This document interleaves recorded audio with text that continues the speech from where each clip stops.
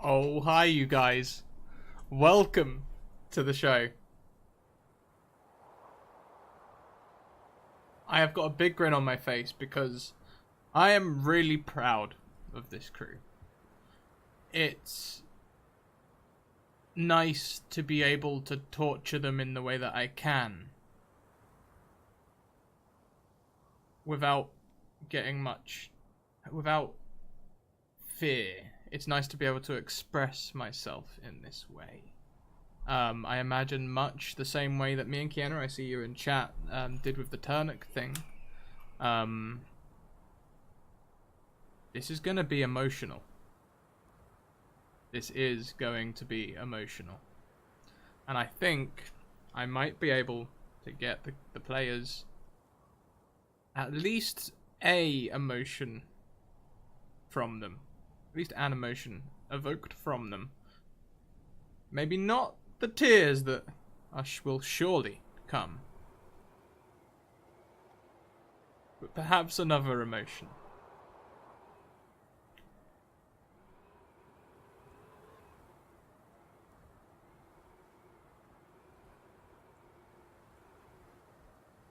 Guys, chat. Normally I'd go through my social links, I'd go through my Patreon, and I'd go through my merch. They'll all crop up throughout the stream. You guys should keep an eye out for them and watch them. I'm not going to be putting the commands in today. But guys, are you ready for Wizards and Wardrobes?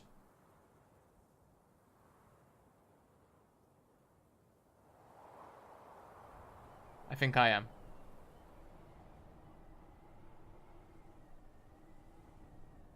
Let's do this. I'm bringing you in, guys.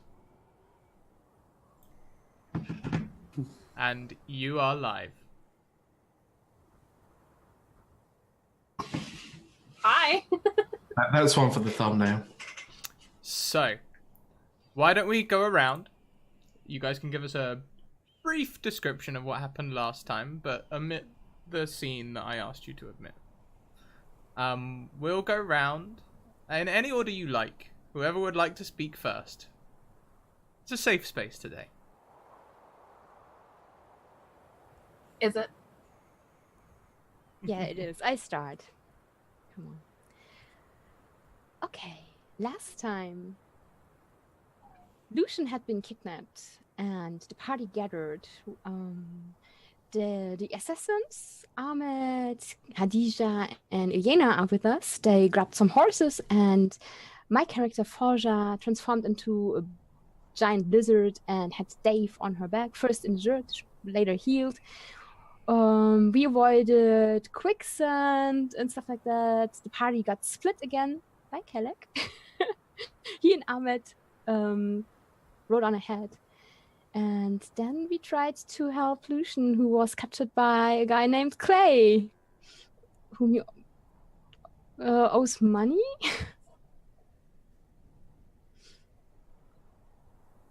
Yeah, thank you. Why don't we pass the rest of some more description on to someone else? I think Slade should fill us in about this Clay, doesn't it? Well, Clay, what a lovely man. Except when I mean man, I mean somewhat of an orc or Goliath, mixture of the two, and by good person, I mean dick. Like, not one of those good dicks, just like one you don't think should exist, but you've heard about. But I was captured, taken into an infirmary where I met my mother that I thought was dead. She said there was a reason why she wasn't dead. I'm looking forward to finding out that reason. As then we heard alarm bells start ringing for what did approach us. So what else can take it from there?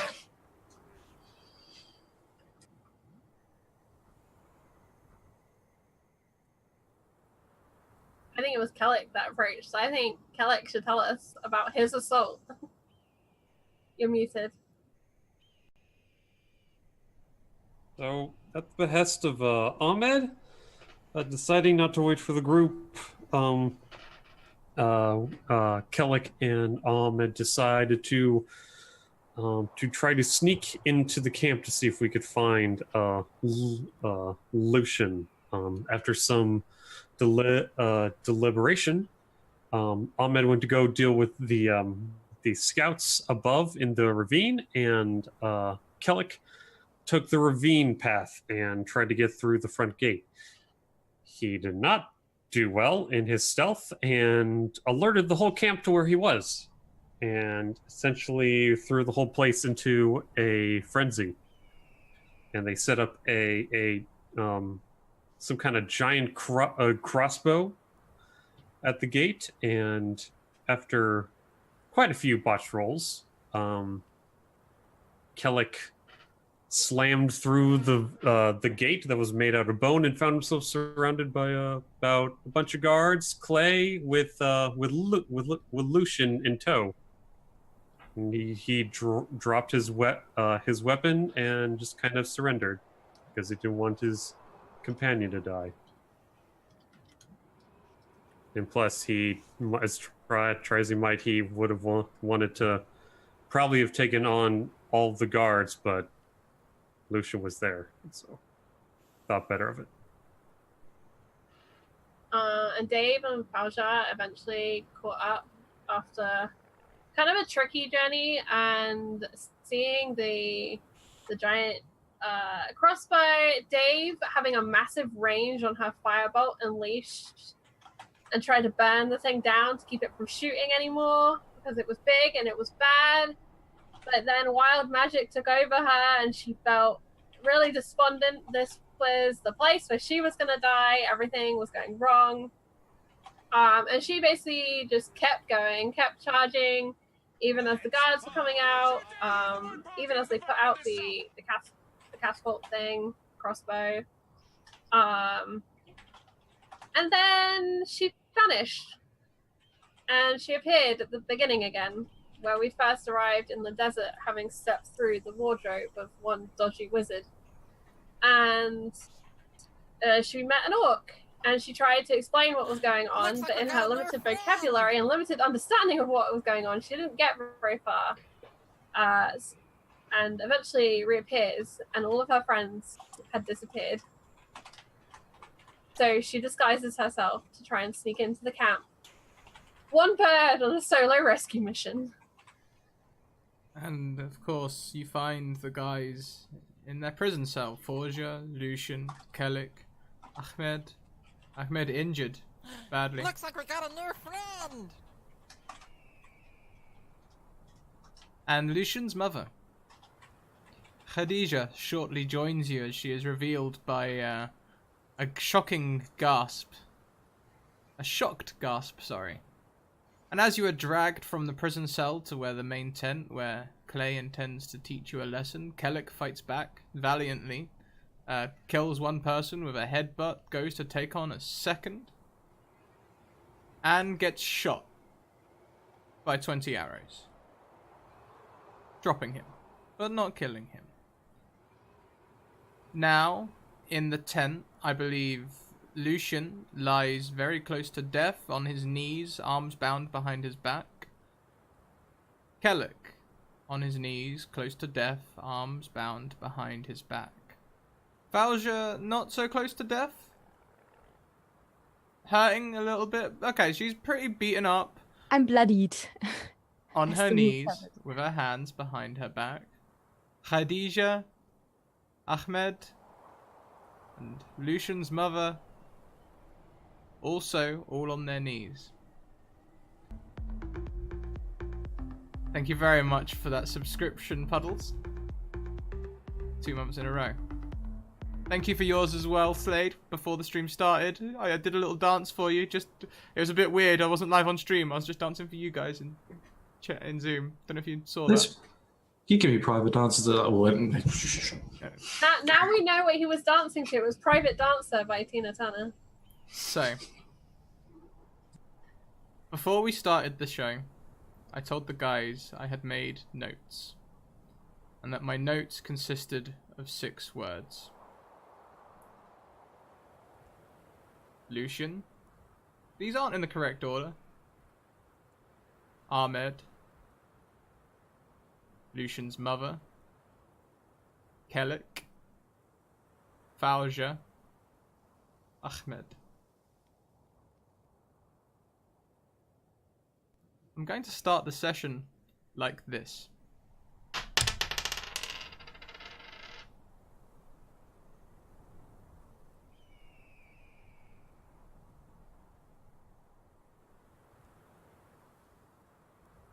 I'd like to point out I finished the last session like this. You did? You also asked me not to go to you first. That's true. Would you like to rescind that?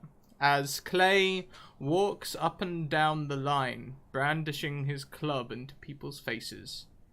All of them looking bloodied. Yes. I think as he lifted the club to swing, just Dave, in her disguise as this guard with saucepans attached to every place where weapons should be, is going to unleash a firebolt with a nat 20 that she had last session. At play.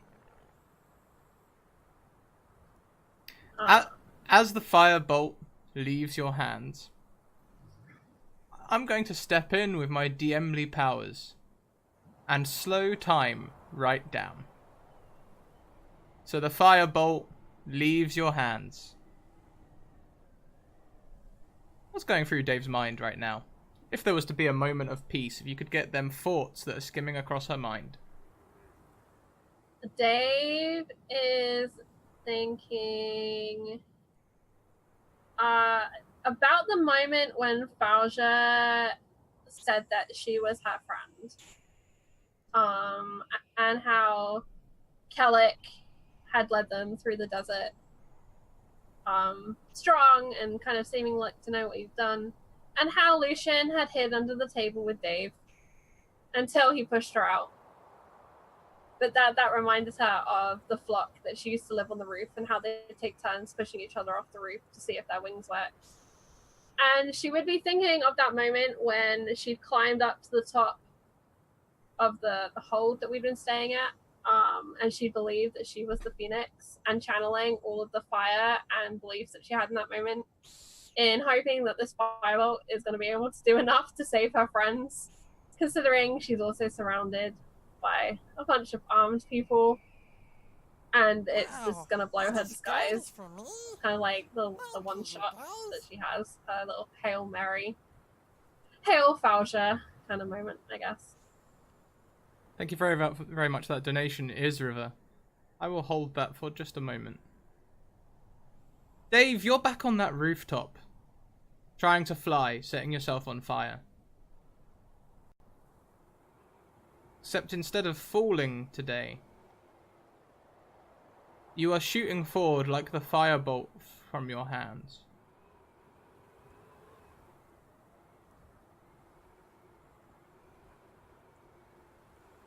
I think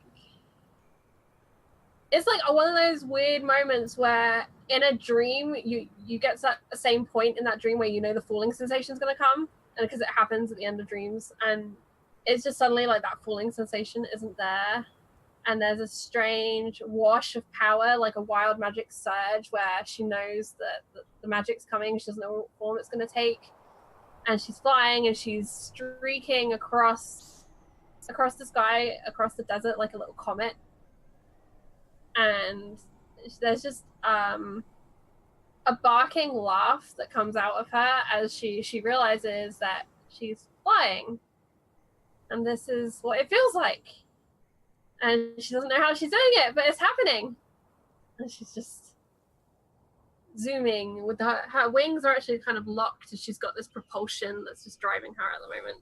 Mm-hmm. She hasn't figured out that eventually she's going to have to flap yet. She's getting to that point. And where does Dave fly? Dave is going to look out into the desert and see if she can see any of the familiar landmarks. The hill that we had stood upon and fought the scorpions, which seems to be like a long way away. Wow. Or even the oasis that we found the day after she actually tried to fly with the water elemental, to see if she could see that glistening sparkle of the damp sand. Mm-hmm.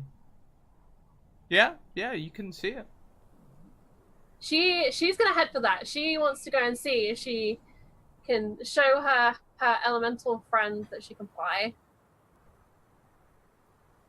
And like as she zooms across the sand and you can see her shadow below her, and looks above and can see the clouds, which are just little wisps of nothing, and carries on. And as she's over where the elemental lives, she just lets out the sound that she'd heard it use to greet them or to talk to them, in the hope that that will summon it to come and see what she's doing. And I didn't write down the letters that sound was, so I can't recreate it for you right now. Like, yeah, so except rising from the sand from that pool, instead of the water elemental, it's clay. He stands, and with a snap of his fingers, the fire on your wings goes out and you fall into the sand. I kind of skip like a skipping stone across. Remembering how this is pretty much how it ended the first time too. Just skipping across the sand. And as I come to a stop, I kind of have to dust myself off and get my bearings to figure out where Clay is. He's standing in front of you, raising his club, as you are back in the tent, surrounded by guards, with a firebolt erupting from your hands in this precious moment frozen in time.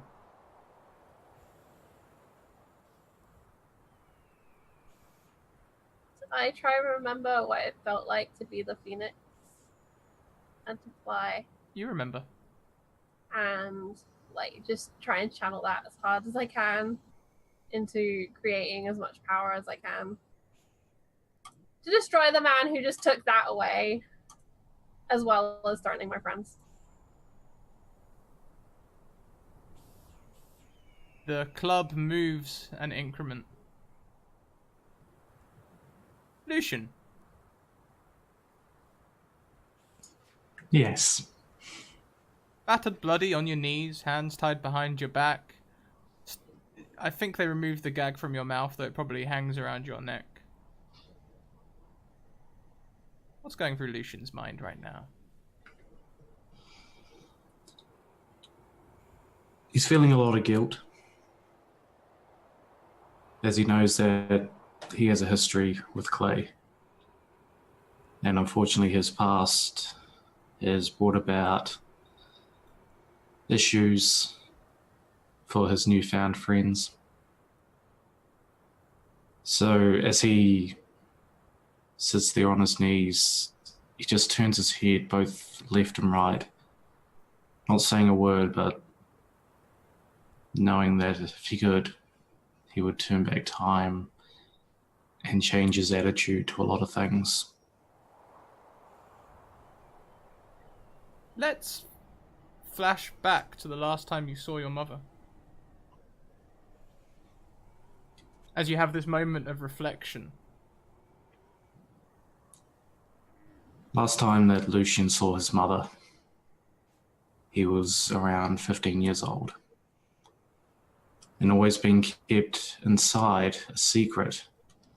He always used to look down at the rest of the village people. And he watched the young children that were the same age as him growing up and seeing that they had their own lives. And almost week by week he would pester his mother, when would be my time to go out? She would always answer with the same reply, not yet. And she gave the illustration of that of a flower, and that in the spring it is the time for it to be shown, but in the winter it hides away. And right now the season for Lucian was always winter. But the final time that he saw her, he couldn't take it anymore. Sick of being a shut-in, he gathered some of his equipment, and he wanted to know what the outside was like.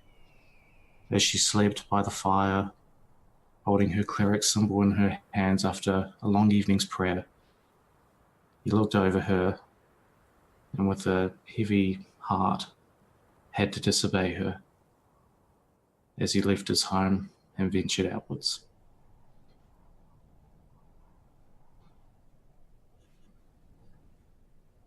And, of course, your adventuring went the way it went. It almost seems inconsequential now, what you got up to on that adventure. But when you returned to the village... Returning to that village, when you have a sense of home, a sense of a place that you know, there's a familiarity to it. But for Lucian, it was different. The scent was changed. The pathway that he took was different. Returning to his village to see that it was destroyed, burnt, with corpses that had been laid there for months on end. And his own home had been imploded within. Shards of wood and furniture strewn about. It took him a while to even comprehend what had happened. That the place that he once thought of as a prison, now he missed more than anything. Everyone was gone. His mother, and those that he watched grow up. Not finding any corpses that he found familiar, but some around, he came to the realization in his head that it was too late. Could he have helped her? Maybe. But all we knew was she was gone now. And he had to live with that.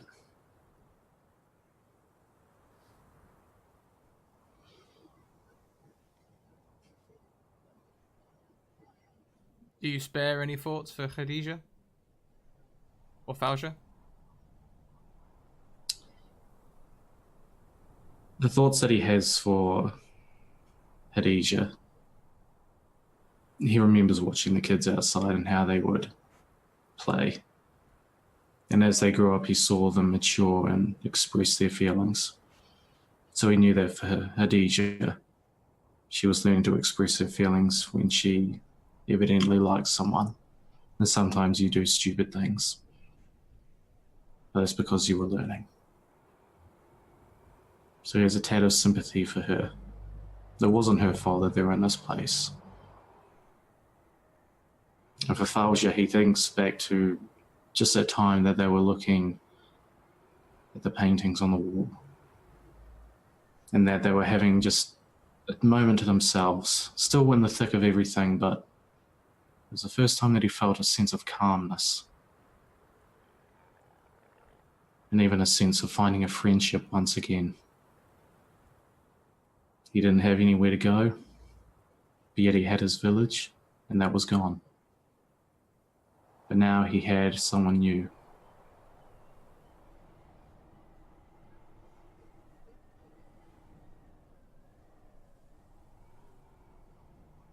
I'll pan the camera around to Fauja on that. Yes. I The think Club Fauja moves another increment. is the least hurt, I think, of the bunch, except for Dave, whom she doesn't know is there. And she is in this moment where she knows this is just posturing, but she had been baring her teeth and snapping at the guards and at Clay both, and she holds tight to the fire inside her. And in that moment when time freezes, she remembers. She remembers the first time. The first thing she remembers is feeling warmth. Sand at her back, and opening her eyes. She did not have a name for that then.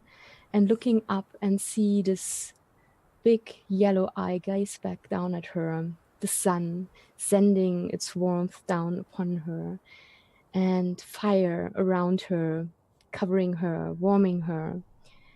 And she remembers reaching out to that light and seeing her own hand and the fire dancing around her fingers and the wind picking up and fanning the flames, making a hissing sound that sound awfully lot like Forja.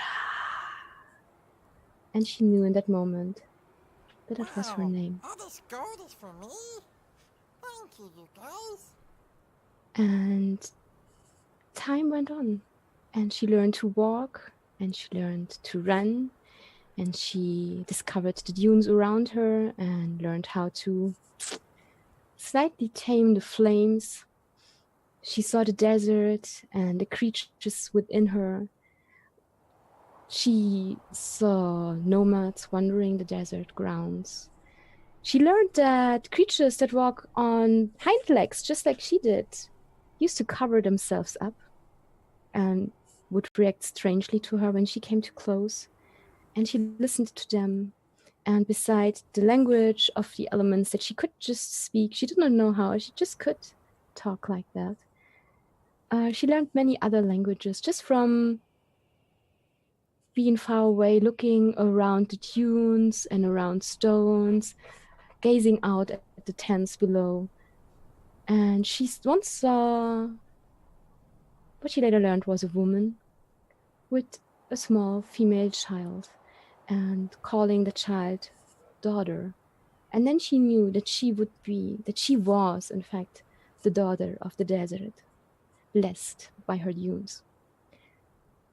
And she created her own versions of the clothes she saw. And she learned that with her fire that her mother gave her, she could transform the sands. She could melt them. She could make them liquid and give them new shapes and forms. And one of those days, she was sitting between dunes, having found some new minerals to play and learn with. She's surrounded by fire. And she's wearing just a makeshift tunic. Her arms are bare, her head is bare. She's barefooted. There are glass dots melted onto the leather, just half-heartedly. And she has a long bone in her hand, and she is rummaging through coals and melting sand. And she is, the fire around her is being fanned by the wind, just as the day when she was born. And in Primordial, she's just singing to herself as she's moving in this hypnotic way that the fire has, as she's turning the bone and enameling it with glass, breaking parts off, making it sharp. And her voice is echoing between the dunes as she sings. Mein Scheitel ist von Kupfer, ein Kastanienbaum, der brennt, glüht so heiß nicht wie mein Atem, Feuer heißt mein Element, und auf meinen bloßen Schultern schmilzt das Kupfer in der Glut. Aus dem Innersten der Erde stammt mein Name und mein Blut. And her song goes on, and suddenly she stops and looks up as she sees there are other creatures. The orcs that she has seen from afar but always kept her distant Wow, all this gold found is for her me? in the desert. Thank you, you guys. And we know a little of your interactions with your orcs. We know how these went, the respect that you built with them. But when you met these new Outlanders, how did that differ? This was the first time that people approached her and did not run. They were respectful because she was just this wild creature with her flame hair and sitting in this basically pit of flames with molten glass around her, holding this bone that is covered. And as she sees them, she holds it protectively in front of her. And I think in that moment, they recognize that she, in her heart of hearts, is a fighter and a warrior. Maybe different from them, but something that the desert spew out and demands respect. And with pantomiming and seeing the things that she had created. They did not have use for baubles and pretty glittering things that she had, but the studded leather armor basically that she had created and weapons, those were of interest. And coming from a demon of the desert, as they called her, was even more interesting. And so the first bonds of trading formed between her and the orcs. But I mean, with Kellic, Lucian, and Dave when they arrived. When they arrived, oh yeah. The first time when they arrived, they were surrounded by orcs as well. And maybe having lost some Outlanders before, Forja might have gone for the dunes, having had enough for now, as the alliance with the orcs seemed to slightly break. But then she saw the phoenix rising. There was the desert creating a dust phoenix behind and over her later friends, and she knew that the phoenix was a sign of hope and redemption. And having had a fallout with the merchants and not many people to turn to, she decided this is a sign that she needed to heed, and stepped through the orcs and tried to help Dave and Kellic and Lucian, as she feared for their safety. The orcs haven't been riled up by assassins so shortly before. And in this moment, does Falja spare a thought for any of them in particular? I think they all have come very close to her in such few days. Those are the first people who don't demand anything of her, right? They are just there, and I think glad, or she hopes they are glad for her to be there, and they accept her gifts, but none of them demanded of her to create water or create good berries or do anything that she does not want to do or be in a way that she does not want to be. Especially Dave is so accepting of her nature, and especially resonating with her was that Dave did not in the least hesitate after having learned that she basically burned and deformed a man. Dave touched her afterwards like it was nothing. And that is something that resonated very deeply with her and that she's thinking of. And she's wondering, where is Dave right now? I'm so glad that she's not here sitting in this line waiting to be slaughtered by this, whoever this clay is. And she also thinks of Lucian and their moment and is still bewildered by that hold maiden about talking about courtship and stuff, because she did not see it after Akil. She does not see herself doing something like that again, but he's her friend, and he is the only one who's just as fire resistant as she is, so yeah. And Kellic, brave, storming the gate even though he's half dead and yelling at her and encouraging her. Kellic, burned, pierced with many arrows, on your knees, bound. What's going through Kellic's mind? I actually wrote something for this. Took me a bit, but if it's okay, I'd like to read it. The stage is yours. Time slows for Kellic. The club above him flew to a crawl, and for in that moment, he blinks. Feeling much better today, are we? His mother said, bringing her great sword across to slash at his stomach. Kellic dodged back, planting his feet into the cold tundra soil. The wind around him whipped at his skin, now a familiar discomfort. He grinned underneath the cut that she had made on his brow, taking a moment to wipe the blood that threatened to trickle into his eyes. Should I not? He said, keeping his gaze on her as she began to circle slowly around him. She was looking for an opening, waiting for him to relax his guard. Aye, Kellic Bonewalker. It does take skill to hunt with the bones of one's father strapped to your belt. His mother grinned at him and slowly shifted the greatsword's weight to her dominant hand. Kellic tensed and readied himself as she sprung at him. Their blades rang in the winter air as they met, snow clinging to the slowly freezing metal. Kellic pushed back against his mother, causing her to step back as he dropped to the ground, trying to slash at her legs. She avoided the swipe, springing to his side and slashing in return. They had done this before countless times. He had learned from her and father like this countless times. But unlike countless times, he fought silently, aware and confident. They fought together out amongst those frozen fields till his mother fell to the dirt, her feet knocked out from under her from a well-placed kick. She smiled at him. How proud she looked. Kellic would think about that for months after.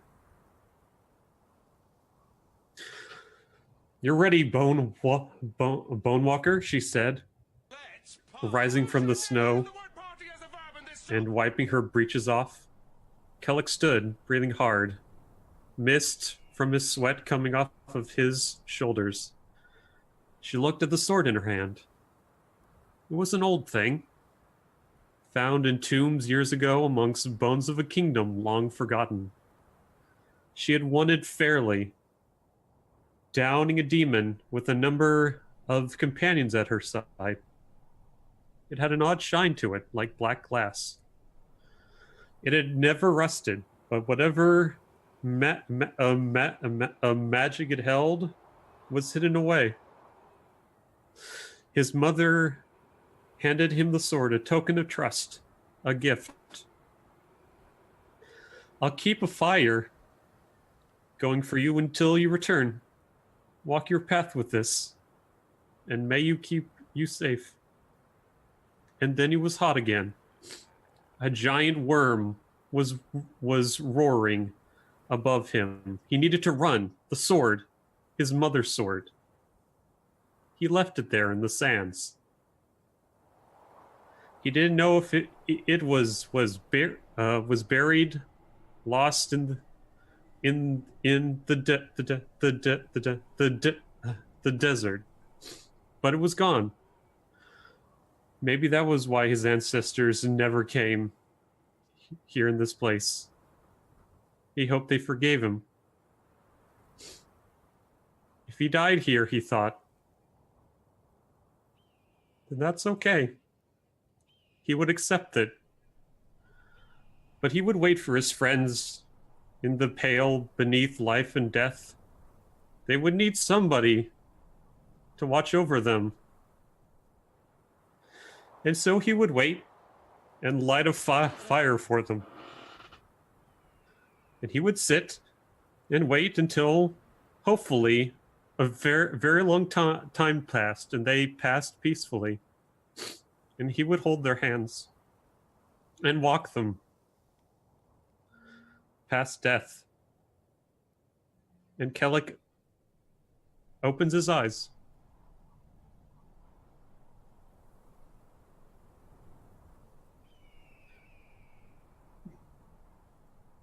And a similar question that I asked the others.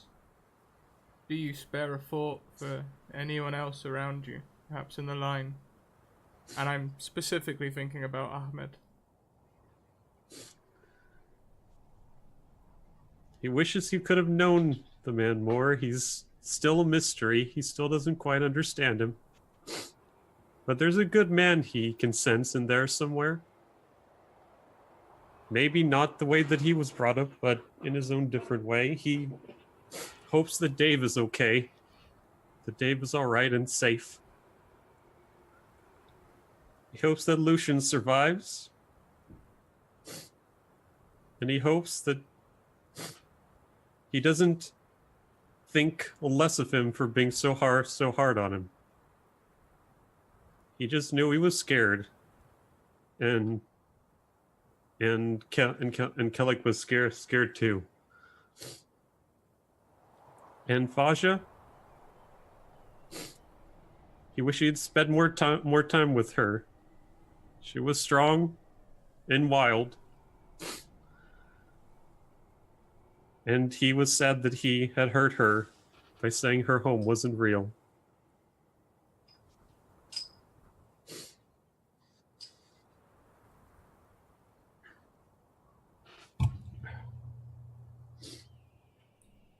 But they're his friends.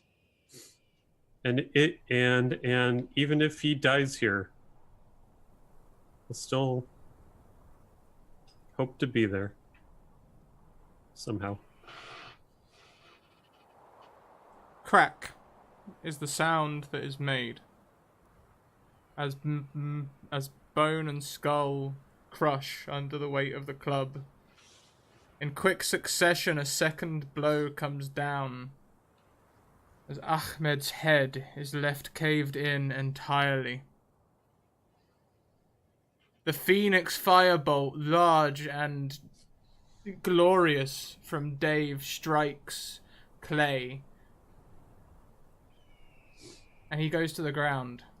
And time seems to speed right up. And I'm just, as well, the roll is in Discord.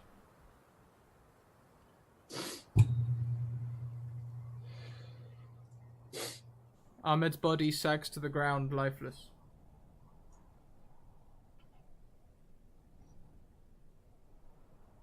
Dave, guards turn to you.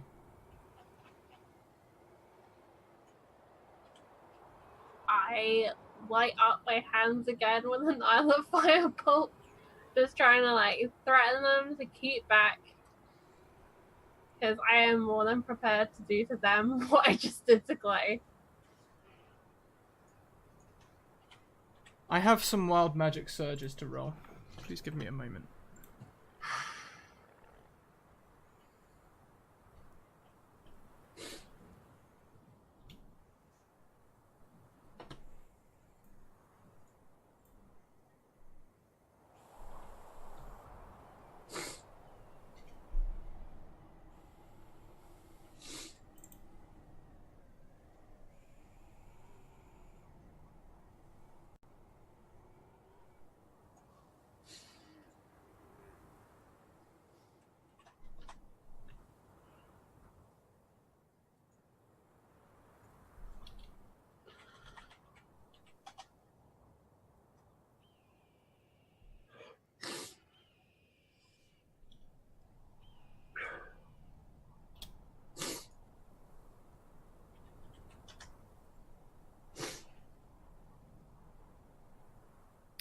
Due to the narrative, I'm only going to go through the ones which are currently relevant. And the two wild magic surges I'm not going to read out right now. I will hold on to them. I don't think this is the best place.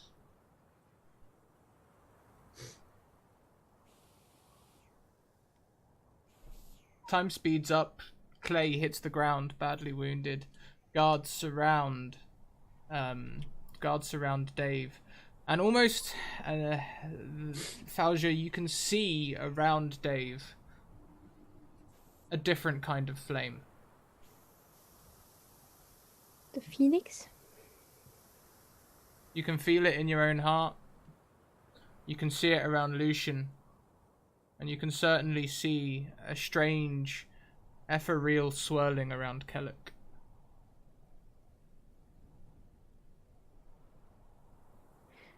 Can I react? Can I don't know, attack the guards that are swarming in towards Dave? Is Clay really down? He's crawling. Then if I can react, I want to burn my ropes, and I want to create a bonfire that is hissing and spewing fire and lashing out at Clay and at the guards. Okay. feeding fire to the phoenix. Is everyone wanting to attack the guards? I don't know if Dave wants to attack them, but she definitely wants to like keep them away so she can get to her friends. So I probably like initiative will probably be sensible at least from that point of view. But it sounds like Falja wants to destroy them. So I mean, I just wanted to save you. And last time I tried to intimidate them with fire, they did not react at all.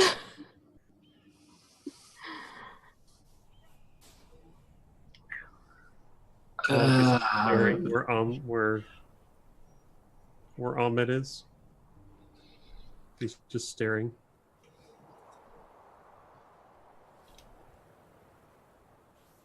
Yeah, Lucian's gonna stay. Just stay. Falja, you stand reefed in flames. No one else stands with you.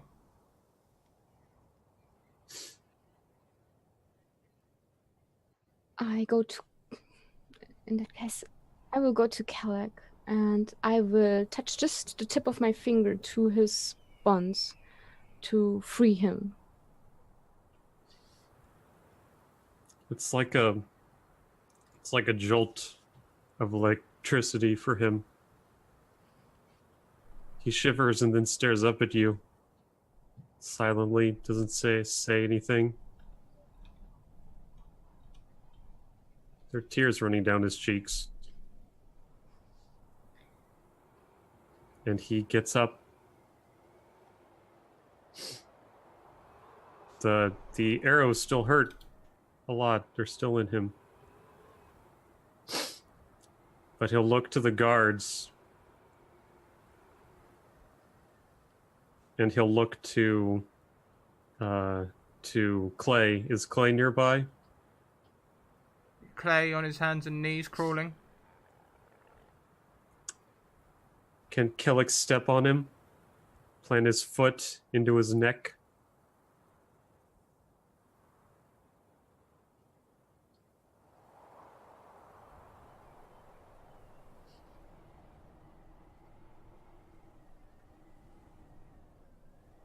Will he do this alone? I'll be right beside him.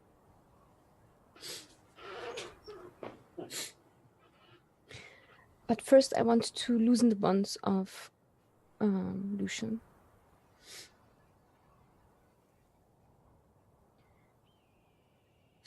We are all blessed by the desert, even if it does not feel like it. The phoenix, it is rising. It is time to act.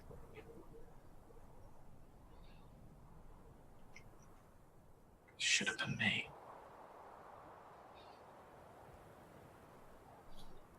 Should have been me. It should have been any of us.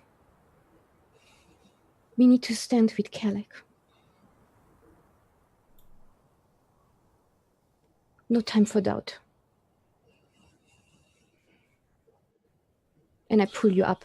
I know that my hot hands don't bother you. And I touch you and pull you to your feet.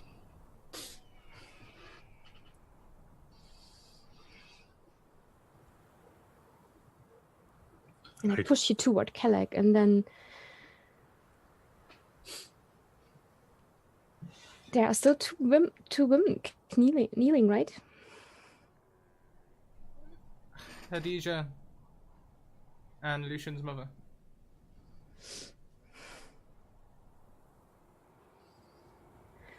I will free them as well.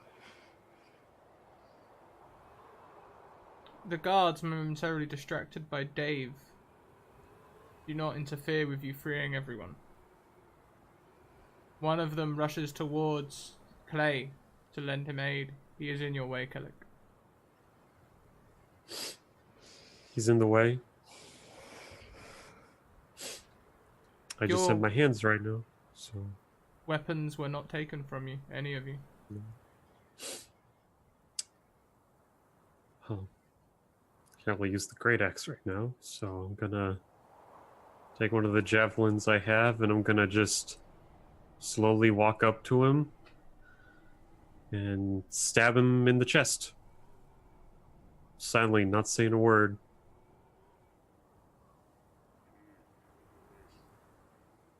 And I'm gonna watch as the other guards look. I'm gonna stare down at Clay. Say, he dies. Anyone who helps him will die as well.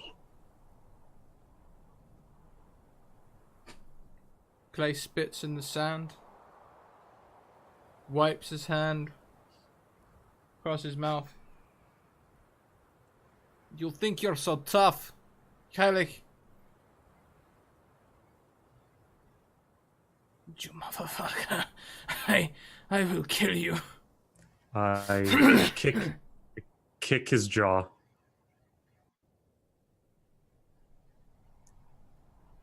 I'm gonna turn to the others. Who has a dagger?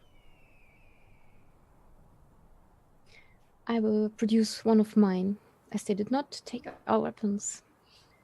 And it was one of the finely crafted ones, a bone enameled with glass, wickedly sharp, like a razor. I hand it to you, hilt first. I take it. I step on his back and crouch down, keeping an eye on the guards. I look down at him. When you chained me, I told you I would wear your spine as a belt. But now, I'm gonna do it while you're still breathing. And he's gonna plunge the dagger into his back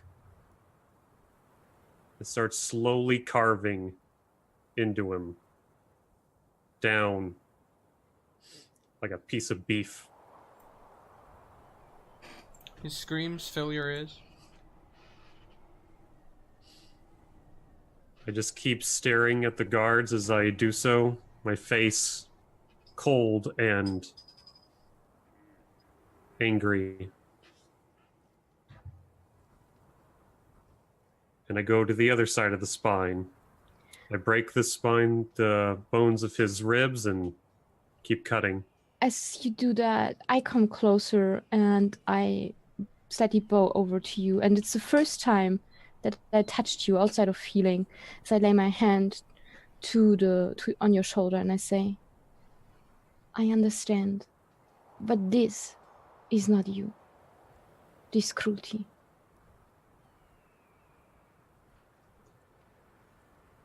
I look down at him again.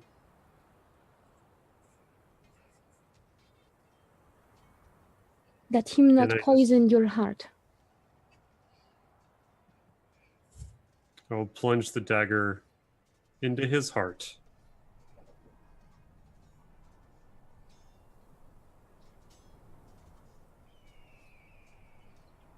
Clay is dead. I place my hand on top of yours and I say,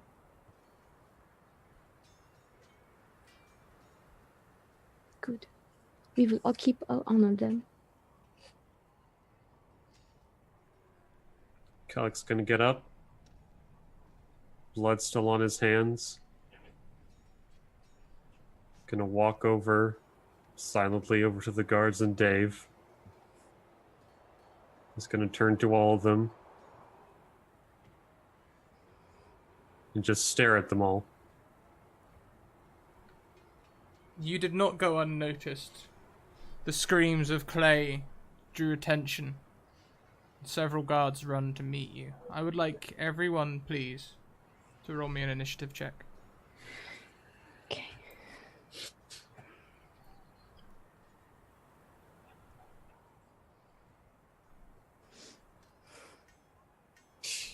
You guys okay? Definite O. Mm-hmm.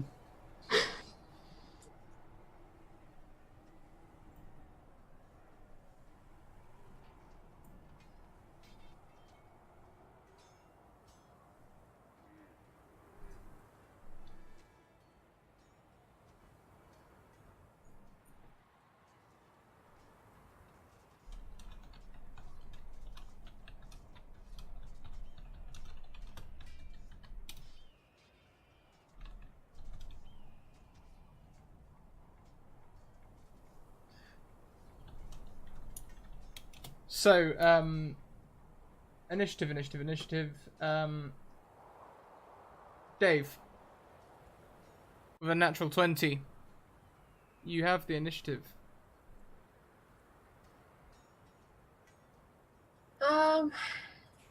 Okay, what exactly is the situation around Dave right now? You have maybe 10, 15 guards looking at you. You are still in guardsman garb, and they are looking confusedly at you, sort of some half drawing weapons, some fully drawing weapons, some not, in a sort of state of confusion. You have a couple of moments whilst Kellic and Valja and Lucian are over to the side.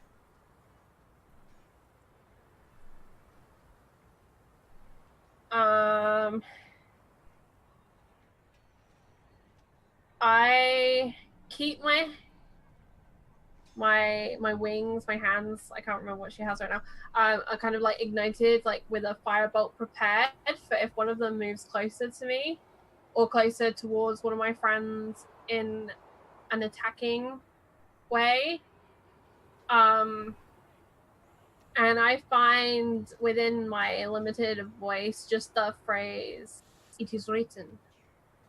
And she just kind of begins chanting that over and over, just trying to find some strength and hoping for a way out of this situation, trying to believe what the smoking man had told her, that moment hadn't been her time to die, and this moment wasn't either, that they had something important to do here. But basically, I'm just holding my action until someone moves in a more hostile way, and then I'll firebolt them. Hostility you shall have.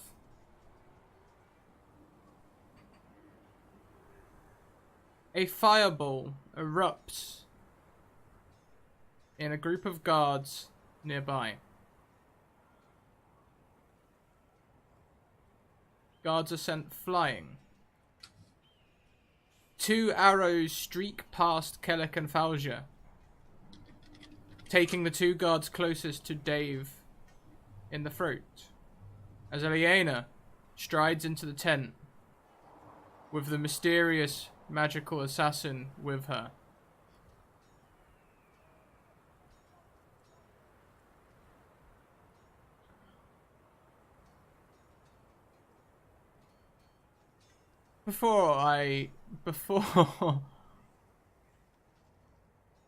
Okay, so Lucian, it is your turn. Okay. I'm going to second wind myself. Seems like the appropriate thing to do. That second wind is boosted. Kellic, you see one of your great-grandmothers, she looks almost the image of your mother, rest a hand on Lucian's shoulder. Your second wind grants you double health. Wow.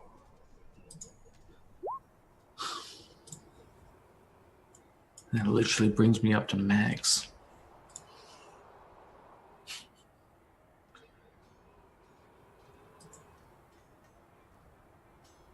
At this point, neglecting to use it, he's going to pull out the magic sword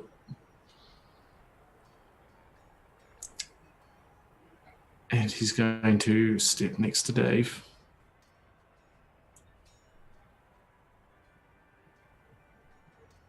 And he's going to defend her.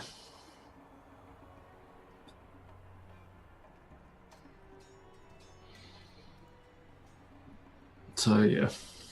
Holding your action for someone attacking Dave. Yeah.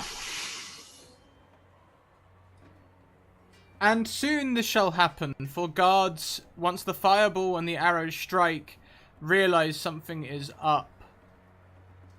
A guard rushes to attack Dave. Who would like to take their reaction first?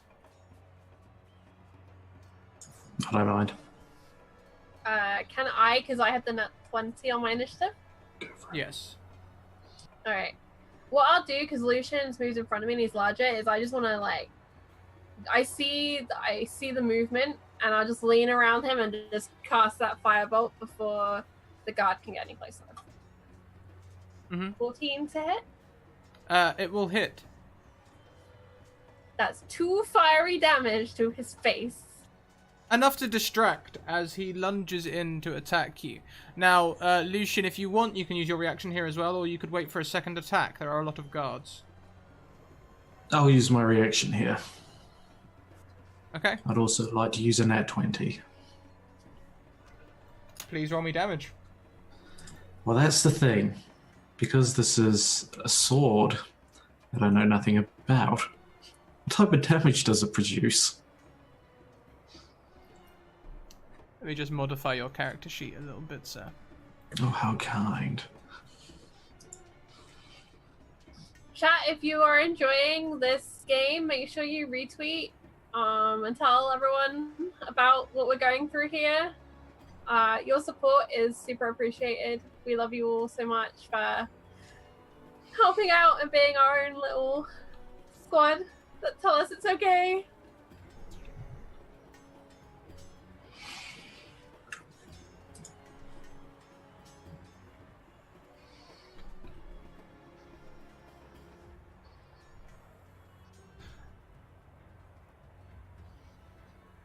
The sword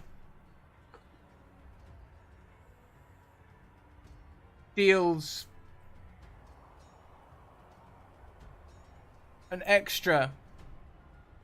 On a normal attack, it'd deal an extra 1d8 ice damage. Mm-hmm. On a crit, it gives you an extra. An extra 4d8 ice damage.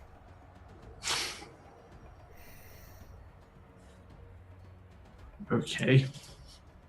So I believe that's 2d8 slashing and 4d8 ice on a crit. So 68. Yes.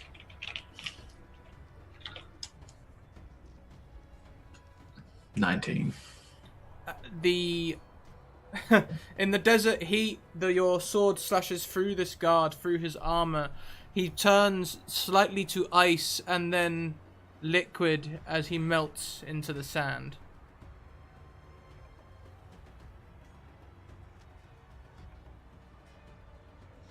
However, there are plenty more guards. Dave, take a breath for me. Receive 1d10 health. Ooh. Ooh. That's good because I only have 3 hit points left. 1. Huh. That's fine. 4 hit points. That's all I need.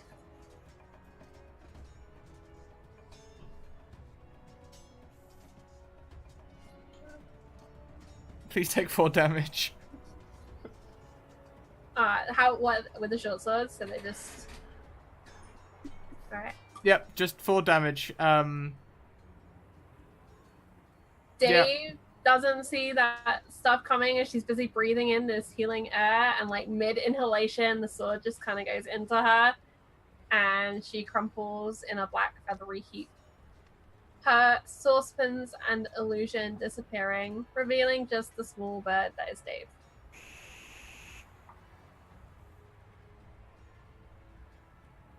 Dave is down. Yep. The guards are rushing towards Falja, Koros, Falja, Lucian, and Kellic. They sort of are rushing, but also hesitating as fireballs and ice are now going off around them, and they're getting slightly confused. Falja, it's your turn. So Clay is still alive, and he just attacked Dave, right? No, this is another guard. This is another guard. Oh, okay. I was like, oh my god. But I'm still getting batshit crazy as I see Dave go down, and I stand beside her, letting go of Kellic, and I will create this bonfire, and fire flares up right in front of us to make this protective. It's 5 foot, basically, square of roaring flames. And I will try this for one last time because I hope that the third time is the charm. I will try to intimidate them and keep them at bay as I hiss at them and say,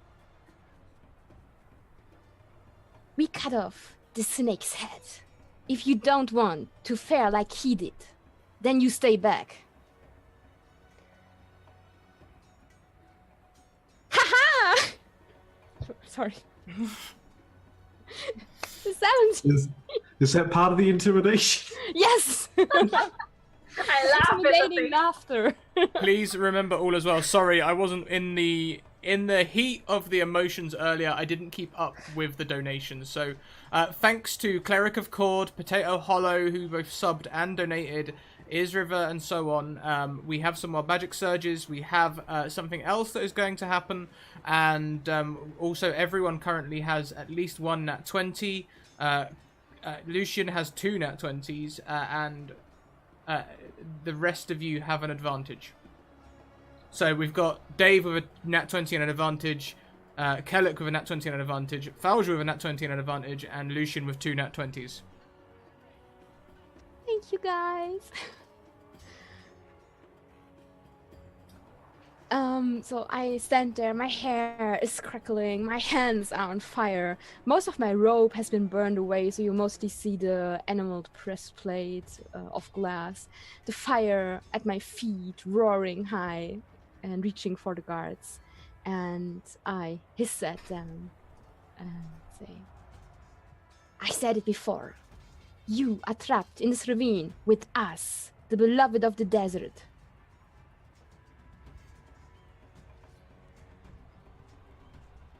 They cower back.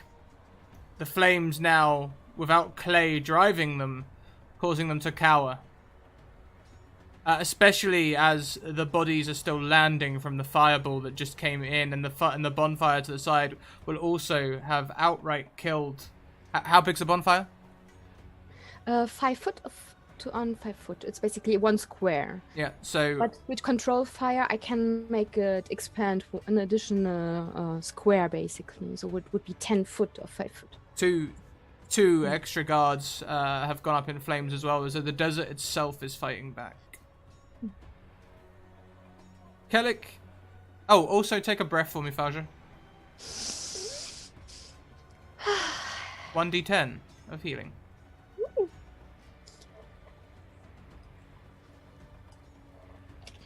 Kellic. Mm-hmm. All around you are your ancestors. Reaching out to you, resting a hand on your shoulders, your back, your chest.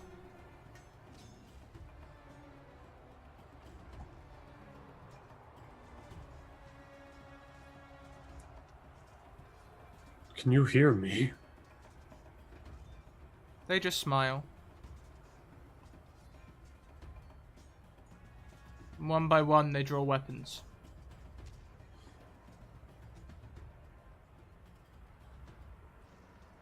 Let's show them what our herd can do. You feel a soft hand stroke down your back, tracing the ink.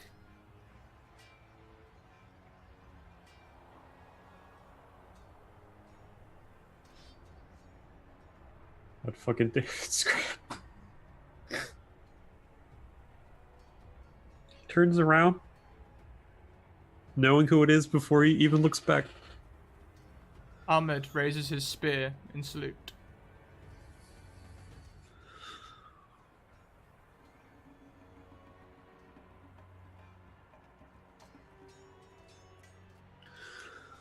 He'll nod.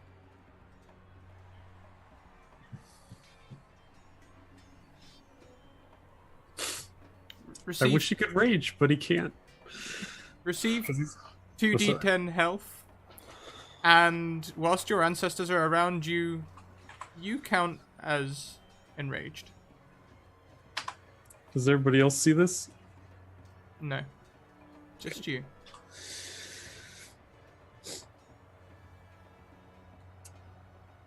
I turn to the guards and I grab my javelin and I take a step in front of Faja, in front of Dave, in front of Lucian. He's gonna say, "The fight is not with you. Your leader is dead, bleeding on the sand. Your fellows writhe in fire and burn. If you do not wish to follow the same fate, you will run, and you will tell the tale of the Phoenix."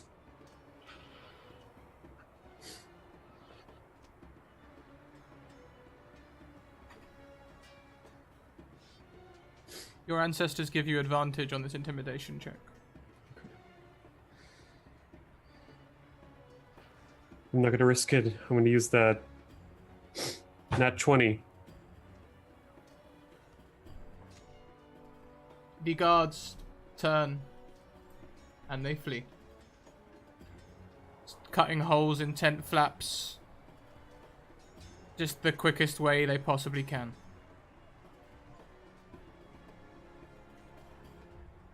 I Kellic, watch them go. Sorry. sorry, no, you go on. I turn to Faj and say, "See to Dave. Get the others out of here." Dave has disappeared from your sight, Kellic. Dave. Falja and Lucian, you can still see Dave just fine. Where's Dave?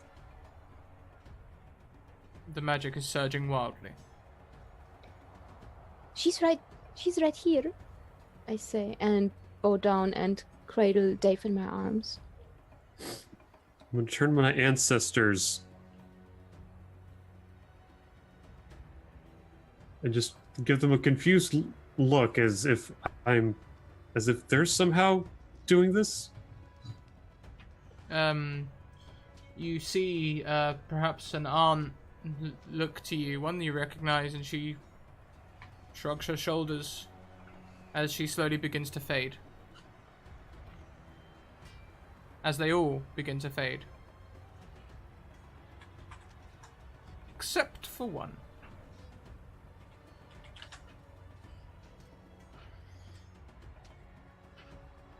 I look at him. The beauty of this is that no one else can see it. Ahmed walks forward, facing you, dropping his spear. Places a hand on your shoulder and waits.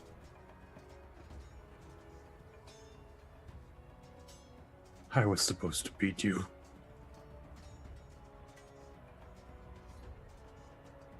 You cannot.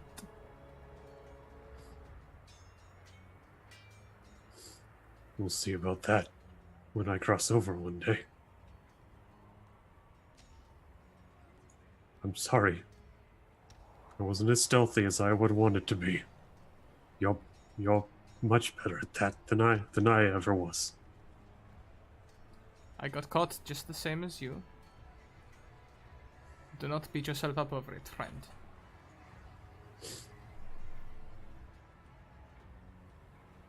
I wish I could have known you more.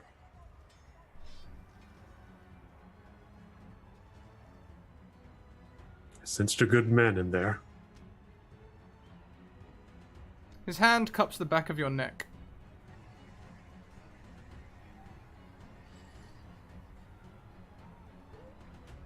As he pulls you towards him, he fades and disappears. Kellic, everybody else sees him go to almost embrace whatever it is he's looking at, but stumbles. He looks at the mist in his hands and just...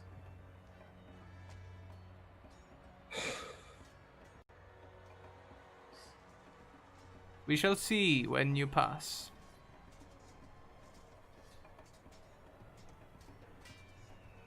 But not yet. I'll protect them. I promise you.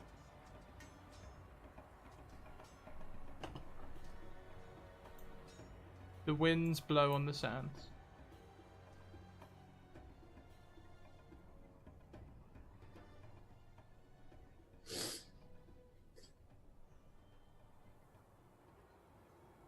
Your enemies are broken. You stand in a tent ruined by many sword blades as they have rushed to leave. You stand with Ilyena, the mysterious magical assassin. Khadija and Arta. Dave is currently on the ground. I kneel down to cradle her in my arms, and I have no magic left that is in any way or form healing. So I start with a very old-fashioned first aid. And I would like to use my... if I use my net 20, can I get her back on her feet? If you use your nat 20, you can give her 2 successes. Okay, As if she had used one herself. okay. Then I will do that. Dave, would you like to make me a death saving throw?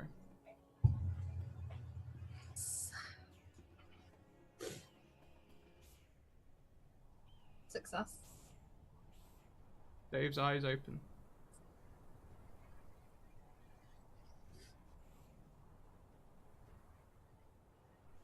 I hug her and I say, thank the deserts that you're alive. My little phoenix. Good dog. Pasha back. No, my roll 20 has lost connection, so... Yeah, this mine might- is up. Yeah, mine too. I was just like, what is going on? I'm the only one in my roll 20 right now, but I rolled an 18, which is a success. Just to let everyone know as well, Discord is also having issues. Yep. Oh, Everything is going down at the moment. Is everyone in Okay. chat still around? It's Skynet, I tell you.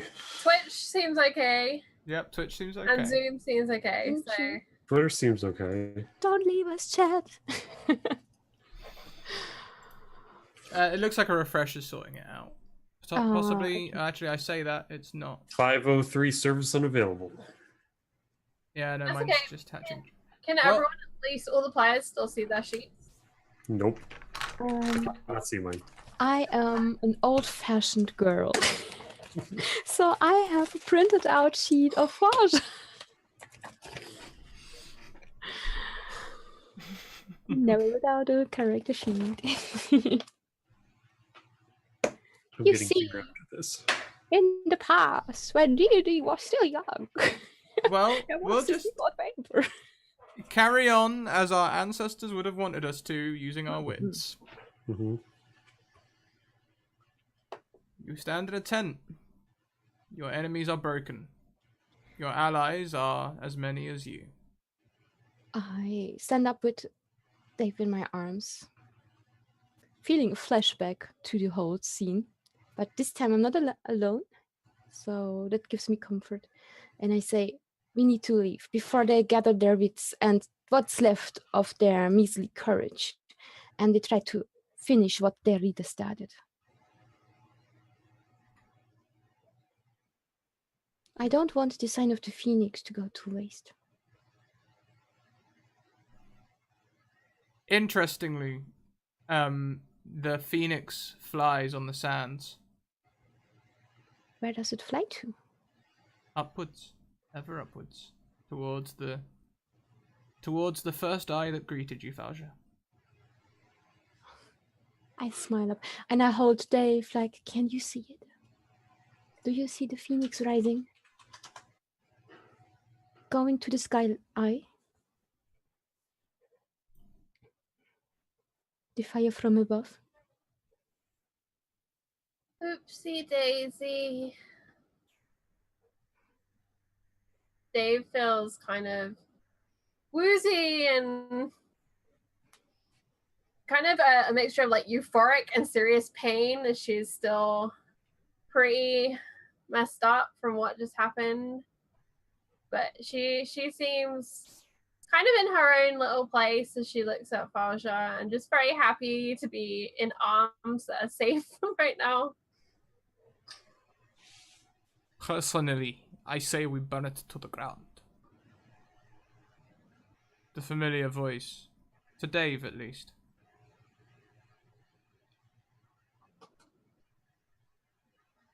Burn the whole camp. They will not return.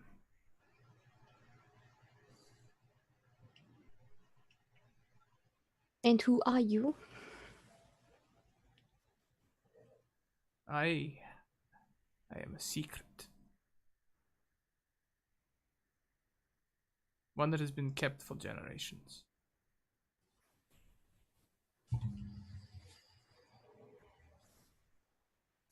We just saw this phoenix. Maybe this time for the Veil of Secrets to lift as well. Rise with the phoenix.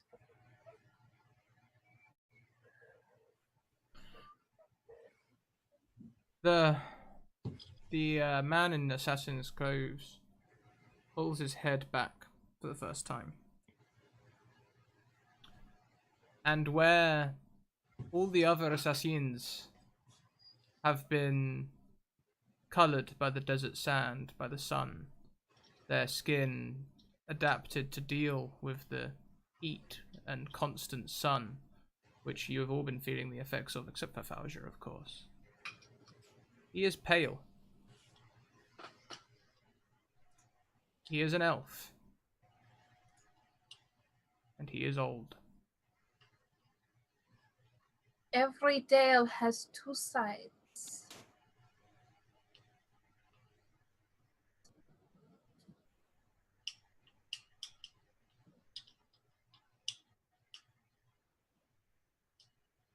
Oopsie daisy.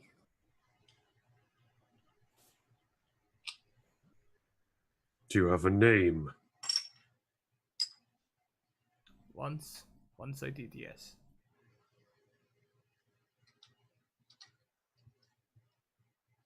And now? Once I spoke the language of my people. The flowing, soft.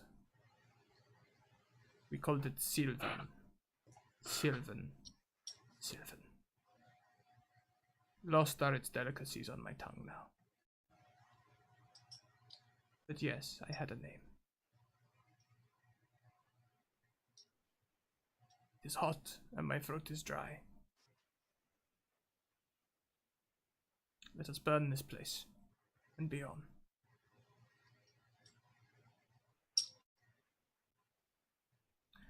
Kellic, in the distance, a small frog stares at you. Thank you, that is the second of the 2 wild magic surges donated by Isriva.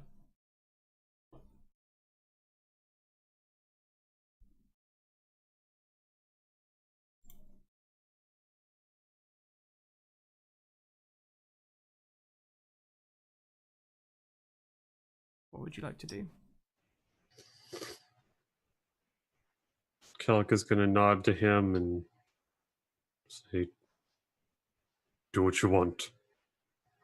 I have someone to bury.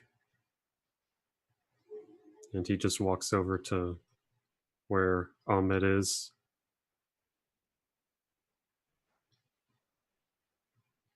Takes a small cloth from his pack. Places it over his head. Picks up the body in his arms and turns to the rest of you. And walks out.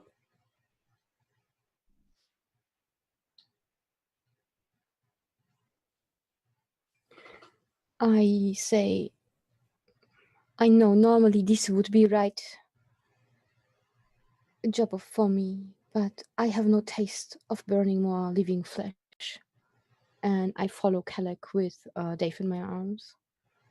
As Dave is carried from the tent, she'll just reach out a wing and just set fire to the canopy of the tent. I did indeed harm him.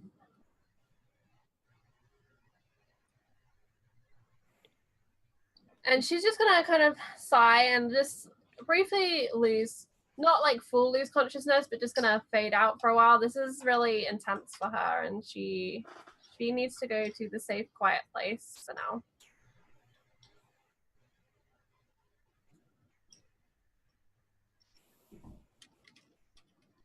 I'm going to depart from the party. And Lucian is going to head to the infirmary and begin packing supplies. Back at the Assassin's Hold. Where his mother was. Ah, yes.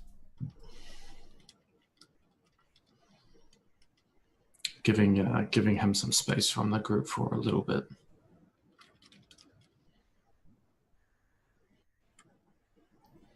Lucian gathers himself some space. Falja, Dave, Kellic, is there anything you would like to do? I want to help Kellic bury Ahmed. If he lets me. You will.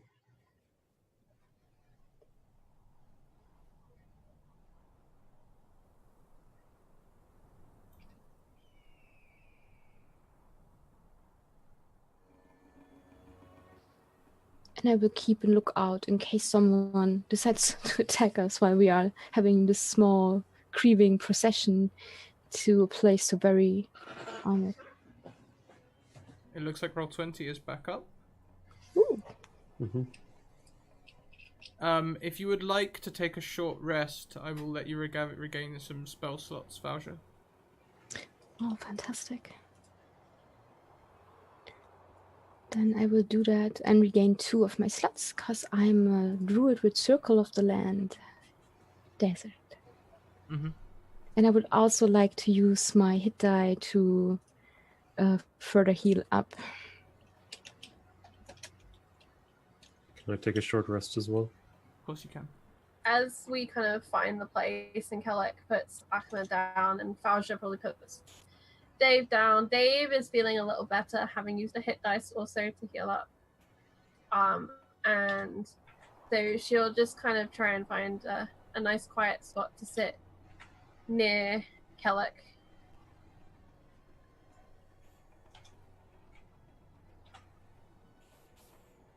Did I say 1 hit dice? I meant 2. So, you guys, you sit, you take your short rest. Do you sit in silence?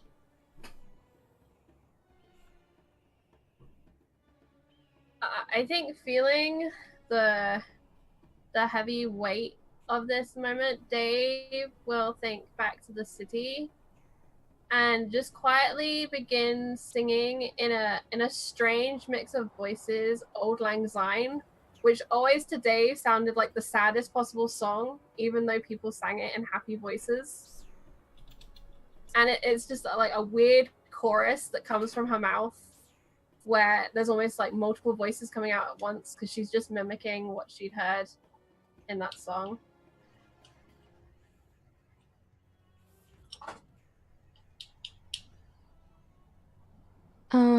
As I help Kellic, are you going to bury him, or do you want to cremate him?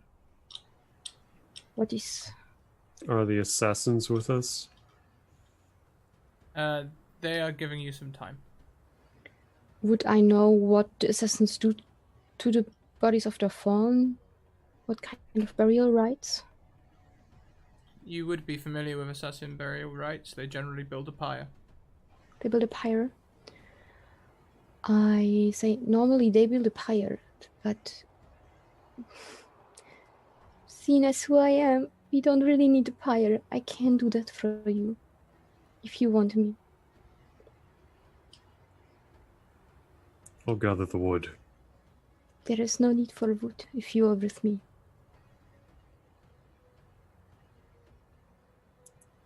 Do it. Okay. I will place one of the... I have lost many of my baubles during the fight, but I have one very last pretty one. It looks like a drop of blood submerged in clear glass. And I place it on Ahmed's breast as he's lying ready for the pyre.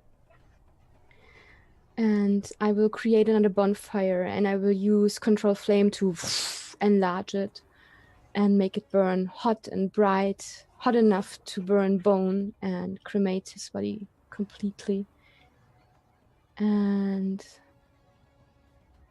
I will I will not touch Kelek because I'm afraid that I will burn him, but I will stand close to him so he can, if he could lean on me, although I know that he most likely never would do that, but it's the moral support of being close enough to do so if need be.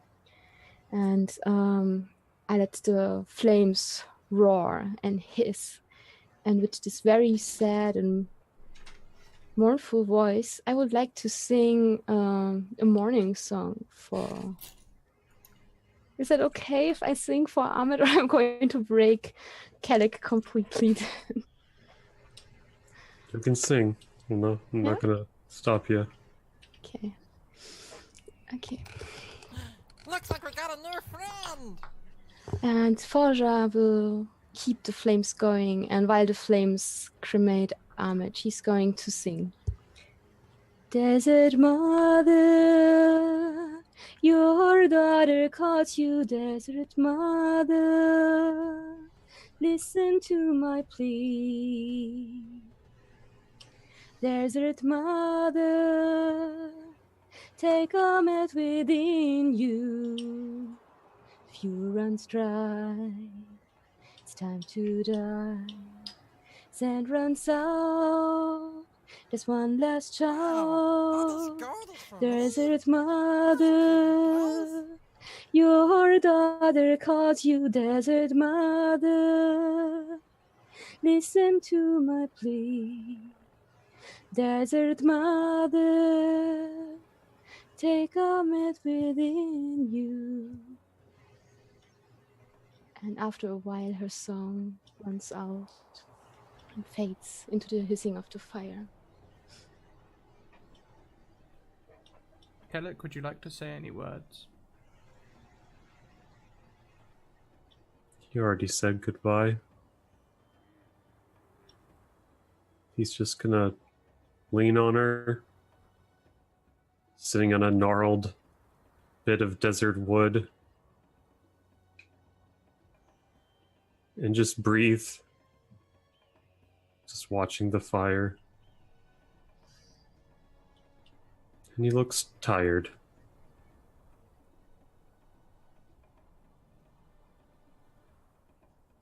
And Forja will stay beside him, lending just her silent support. And at this point,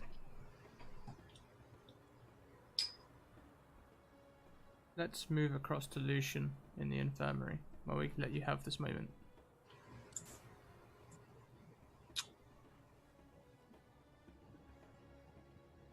He is just packing supplies, keeping his thoughts to himself. Still feeling guilty. Because in the end, this was his fault. You hear the soft crunch of a soulless foot behind you. Just gonna slowly turn to have a look.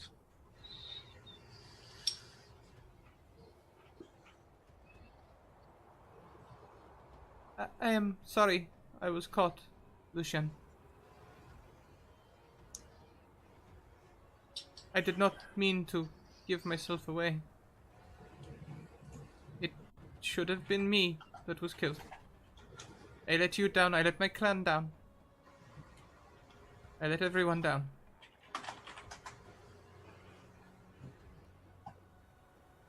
You don't know what you speak.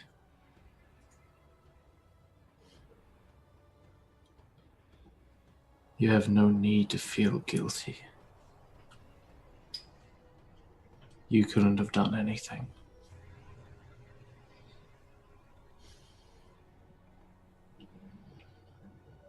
Her lip trembles, Her eyes water.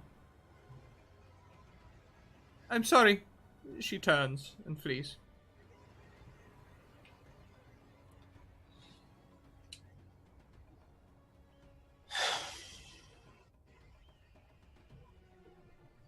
There's no point.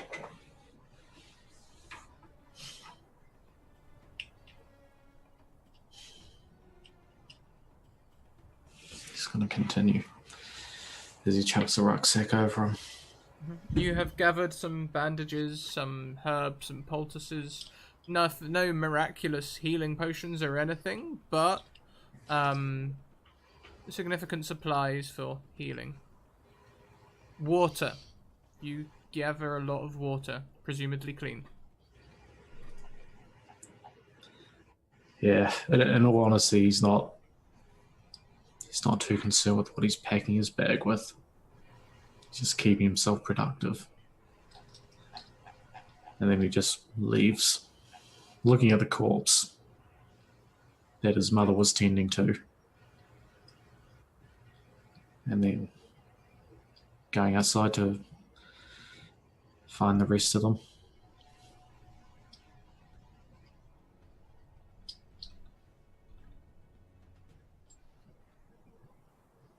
And after a bit of time, you'll see them in the distance, and he'll keep a good 30 feet back from them.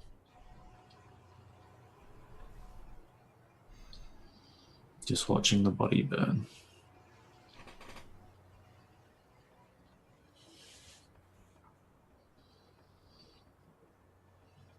The Assassins will join you shortly. Ilyena, the nameless man who only refers to himself as the Secret. And at the back, Khadija, veiled close around her face.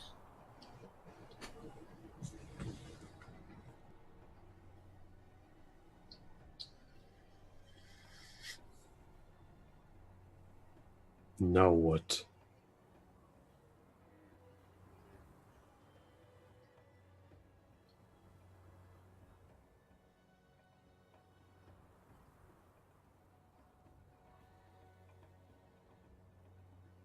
We can't stay here. No, but you still want to get home. Right now, we need to find shelter. We can't go back to the assassins. And if we stay here, we risk those people coming back. It is a time for secrets to be revealed. I can show you one of mine. You will like it, I say, and say it a bit louder so my voice will carry over to Lucian.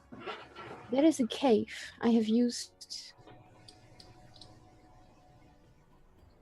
often. You will be able to read.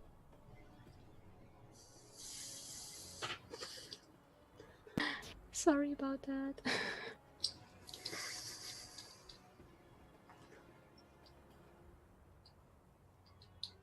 Sorry, we will be able to... You left us. There is a cave that we can use. That I used often. It is not too far away. I can lead you there. Unsafe paths. And I will make water for us. That is no concern. And I can make food. We can recuperate and talk about how to get you home. And how maybe the prophecy will be part of that getting home plan.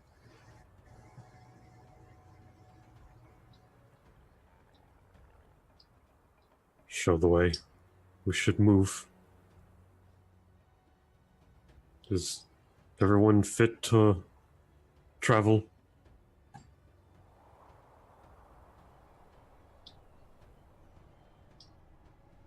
Dave No. is going to reach up and then have to go on tiptoes to reach Kellick's hand and take his hand.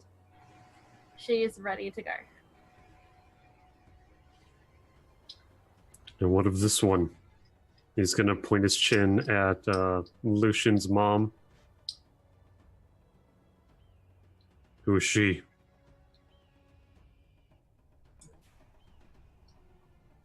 Are you another secret? I say and ask her. No, I am not a secret. I am Lucian's mother. I am. But you said his mother was a cave. I am not a cave.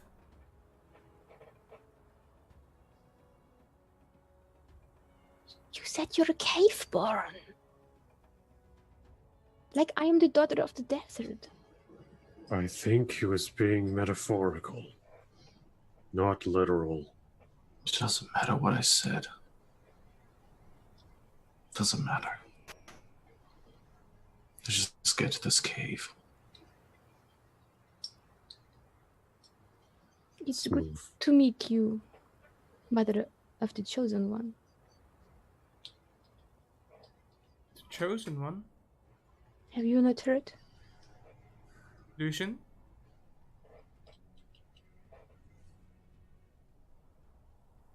It's a load of hocus pocus.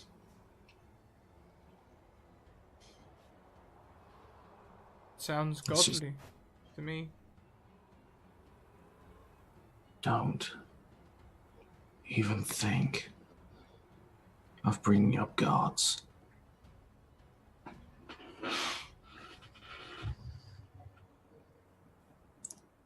Let's just get to this cave.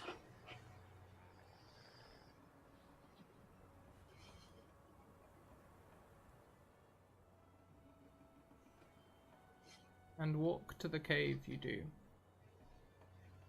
A somber walk. Not much is made in the way of talking.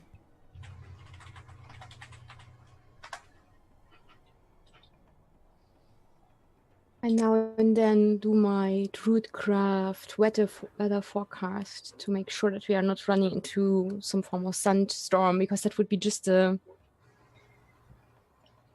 cactus on top of the dune. There is a storm coming. You have time to get to the cave, but you will need to take shelter. Prolonged shelter. I'll try to lead them there as fast as I can. Do you all walk separately? Do any of you group up together? Dave is walking with Kellic. I'm staying with as many people as I can. Yeah. But if Lucian is falling behind, which I almost suspect, then I will tell Kelek where to go and will fall back myself to talk to him. Yeah, he is doing that.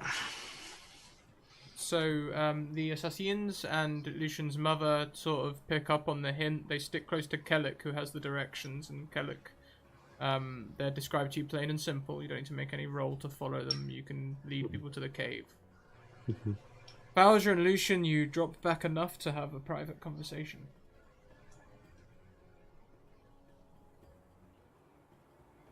If you would like people to remove headphones or anything, we can. I'm okay fine. with you listening. You can listen. It's okay. It's nothing weird. Or Yeah. is it? Fasha and Lucian sitting in a tree. K-I-S-S-I-N-G. First comes love, then comes marriage, then comes the desert with the baby carriage. Just Kellic, gonna notch your bow and arrow. Now I'm just Roll. picturing like a pram full of sand being wheeled along. Hmm. This is our baby. Say hello to Sandune. And we pan to Lucian and Forja, who have not heard any of that. yeah, I get the feeling, chat, that someone's feeling a little sore. Dave, saying Falja and Lucian drop back. We kind of give a glance back, but I imagine Falja kind of gives her like a, "It's okay, go ahead," and she'll focus on getting Kellic and everyone else to the cave. And I will look, shoot worried looks at Lucian I will just look at you and for a moment be silent, waiting for you to start talking. Can I help you? Are you okay? I'm fine. You have been. We just had the most You terrific have day. been most like I don't know what they did to you, but you looked to be in a very bad shape. You have been knifed down, and there was an execution almost happening, and you tell me that you're okay. What else am I supposed to say? It wasn't Clay that killed Ahmed. I saw his hands weird to clap. Who do you think brought him here? Oh, I Who forgot. drove you here? You are Lucian, the god of the desert, the one controlling all of this. How could I forget? Do we have to have this conversation again? You are not a god. You are not in control. You are special. You have been prophesied. But you did not bring him. Or did you? Clay wanted me. And he took me. And you guys came to my rescue. That is true. This is all centered on me. So, If I didn't split up, none of this would be happening. If you and I stayed together and helped each other out,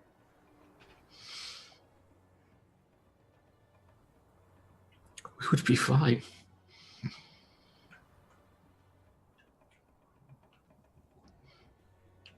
I hold out my hand and offer it to hold. We all make mistakes that we regret later. But you see, we might not be chosen, but we are a people too. And we have a free will and we make our choices.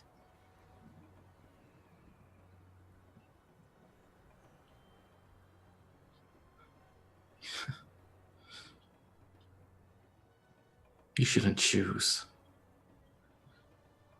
to be near me, Falsha. But you are our chosen one. Once this is over, once I leave this place, Then what? no matter what happens, you won't see me again.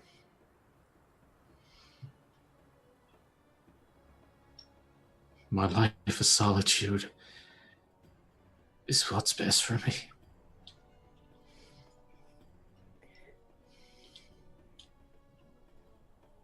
That would be your choice to make then. Right now we have a job to do. I agree. Will we do it together? Yeah. And he takes her hand. When I call you the chosen one, I don't call you that because of some silly assassin prophecy that I only know half about. I hope you understand. In a way, I chose all of you. I saw the phoenix in the desert when the orcs surrounded you, and I choose to stand by you. And I will stand by that. I'll stand by you. And Kellic and Dave. And I'll stand by these assassins. I'll make sure that you will get to see the cave you love so much and return to your home and return Dave to her home and maybe on the way help her learn flight and reclaim her voice. And when I've done all that I promised, then I will go back where I belong, into the dunes where the fire losing control won't hurt anyone. And I squeeze your hand. But for now, I will honor my promise. Even if I was forsworn in the hold, I will still try to keep what promises I made. And now come. You're very kind, Volsha. And for days now, I don't want this. I don't want this sword. I don't want this prophecy.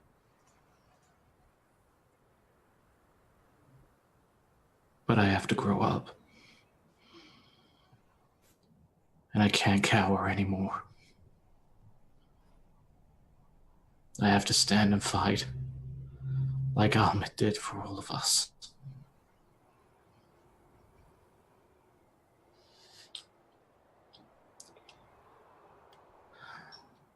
They called us your champions. But in a way, you are a champion too. And you know, being a champion means that you fight even if all hope seems lost. I was not sure that we would get out of there, but I was ready to burn. And the Phoenix came. And I'm sure there will be other situations that will be dire. And there will be losses. But if it is meant to be, then we will fulfill whatever my mother wants to be done. From all you said, I start to think that I don't know if it is truly the assassin's prophecy, but there's some weird magic afoot here. Something strange. Maybe the water was stolen or something. And maybe we are meant to return this land to what it was before and help the Phoenix. And that If is I've what I learned anything in the past week, everything is strange. Welcome to my world, I say, and tug on your hand.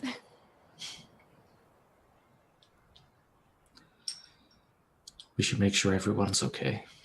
Yes, let's catch up with him. Let's go. Kelek needs us. He is strong of spirit and of body, but he has a very soft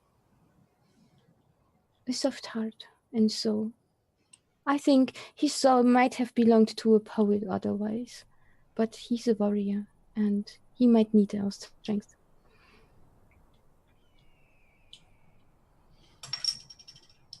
Yeah.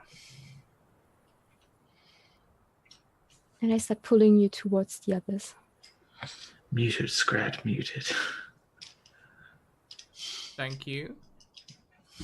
So, as we get to the end of this conversation, we pan across to Kellic and Dave. Kellic and Dave, do you converse? Do you walk in silence? I understand it's a tough time. I'm glad you're all right, Bird. I was wondering where you went. You still can't see Dave. You can see her footprints. All he feels is a little wing in his hand. Did you learn a new spell? Because I can't see you. I can't see you. Oopsie daisy. I'll take that as a yes. I like you. I like you too. It's a good shot. Whatever that spell was. Saved our hides in there, and I thank you for that. The high ground is good. It is. And on that last tone, Dave pops back into your sight. 137. Birds become invisible to the target for 3d8 rounds. Yep.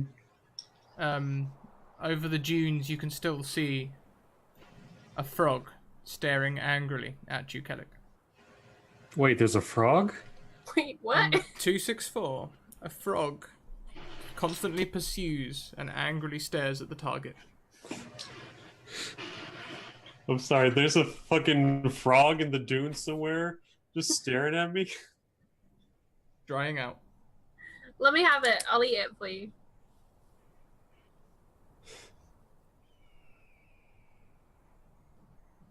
Do you see that? The frog? It's up there. Do I see it? Sure. Yes.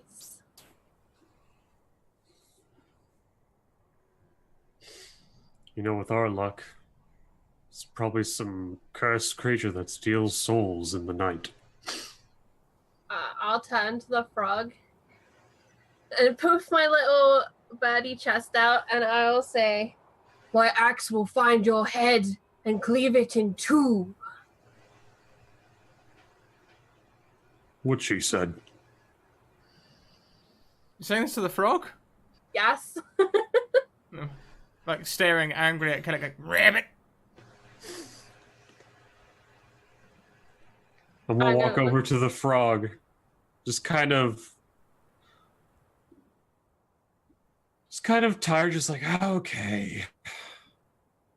And he's gonna try to tap it with his foot. It's like, go, shoot. I hop over.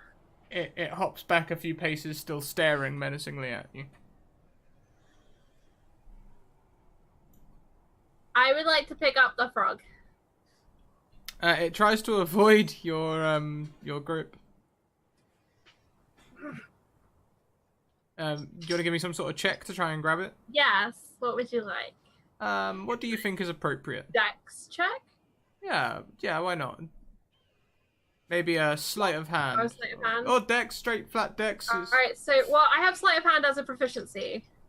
Does So that would add 5.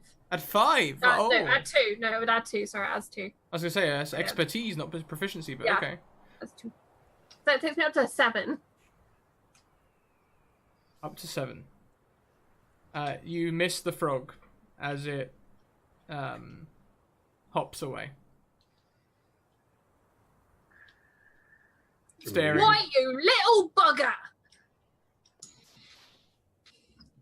Oh, that sounds like one of mine. Oh, apparently it peeps. Hold on. We'll Market. brush over that for now. I can't listen to YouTube videos while we're live anyway without. So, those sort of details, the devil's in the details when it comes to the World Magic Surge table, guys. Not in stream. He's just gonna sigh and he's gonna look towards the storm. Is it a sandstorm or a rainstorm? It's a sandstorm. It's a long way in the distance, but it is. It looks more like a wall of clay heading towards you. You can barely see the sand swirling on the front of it. This is a storm with tremendous force. Looks like we got Cock's a gonna new turn to friend. Dave and just say, you know, as much as Fauja says that her mother is kind, it would be nice if she actually made it rain for once. Let's head back inside. You can see the cave ahead.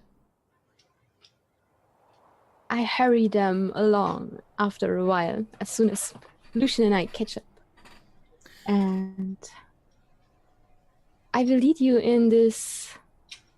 It's a hidden cave. It's basically there is a small break that you can't. It's like this optic illusion where you think it's just one big stone, but if you step just the right way, you see that there is a break and a way to move inside. And it's partly open, but you could make it secure with cloth, which he has done in the past. And as you step inside, with a snip of her finger, she starts igniting fires on the floor. And you see this cave where she obviously has spent some time because she has created this mural, this relief on the wall made out of glass. That features the sun most prominently, and a phoenix and fire in all its ways, shapes, forms, and colors. It's just this kaleidoscope of reds and oranges and whites and yellows. And as the fire ignites in the middle of the cave, somewhere there must be a break in the ceiling, because the smoke just dissipates at the ceiling, and there are basically reflections of light, like fractured light on the floor from the glass that covers the wall.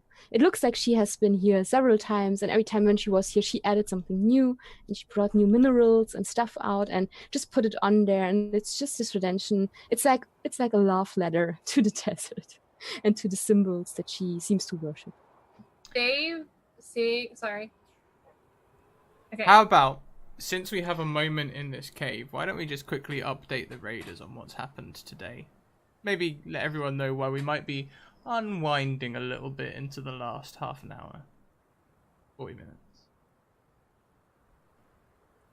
Anyone like to take that up? I'm looking particularly at you, Charlie, because I know your character has difficulty speaking, and I thought it might be refreshing for you to have a go. So today we rejoined our characters with most of the party bound and bleeding and bullied, and facing the execution by a man who called himself Clay, an old enemy of Lucian's who had sought some sort of revenge and sought to push back down the threat that he saw in the Chosen One, as Lucian's character is known here in the desert. Originally, most of the party was sent by a wizard to stop the assassins, I think was our original goal. But along the way, we met Falja, who is the daughter of the desert Fire Genasi, who has become a fast friend and is helping us to understand our role in this world. Whether it's real or otherwise is still being debated. And as the club of Clay was coming down to strike and kill one of the bound people, there was also Lucian's mother that he had believed long dead. Beside him, there was Ahmed, who has been our assassin friend of sorts, really close to Kellic, and also Hadisha, who was recently revealed as having magic and had been trying to find her role in the Assassin Society. And as it came down, Dave was forced to relive a moment where she was jumping off of the roof, believing she was a phoenix, believing that she had an important part to play in this world and in this story too, part of the prophecies that Falja and Ileana, who had been running the hold, were telling. And this time, instead of crashing and burning, she could fly, and she came soaring across the desert to face Clay and saw the swing of the club down. And as it struck, so too Lucian and Falja and Kellic went back to dark and awful moments in their life,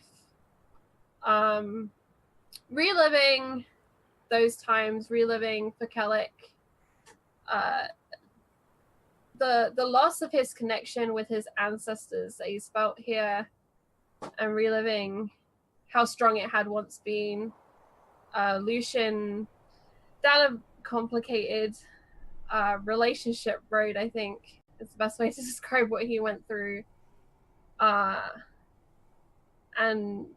Falja similarly kind of facing her loneliness here in the desert and her journey to help these friends, but I think not knowing what really does lie ahead for her.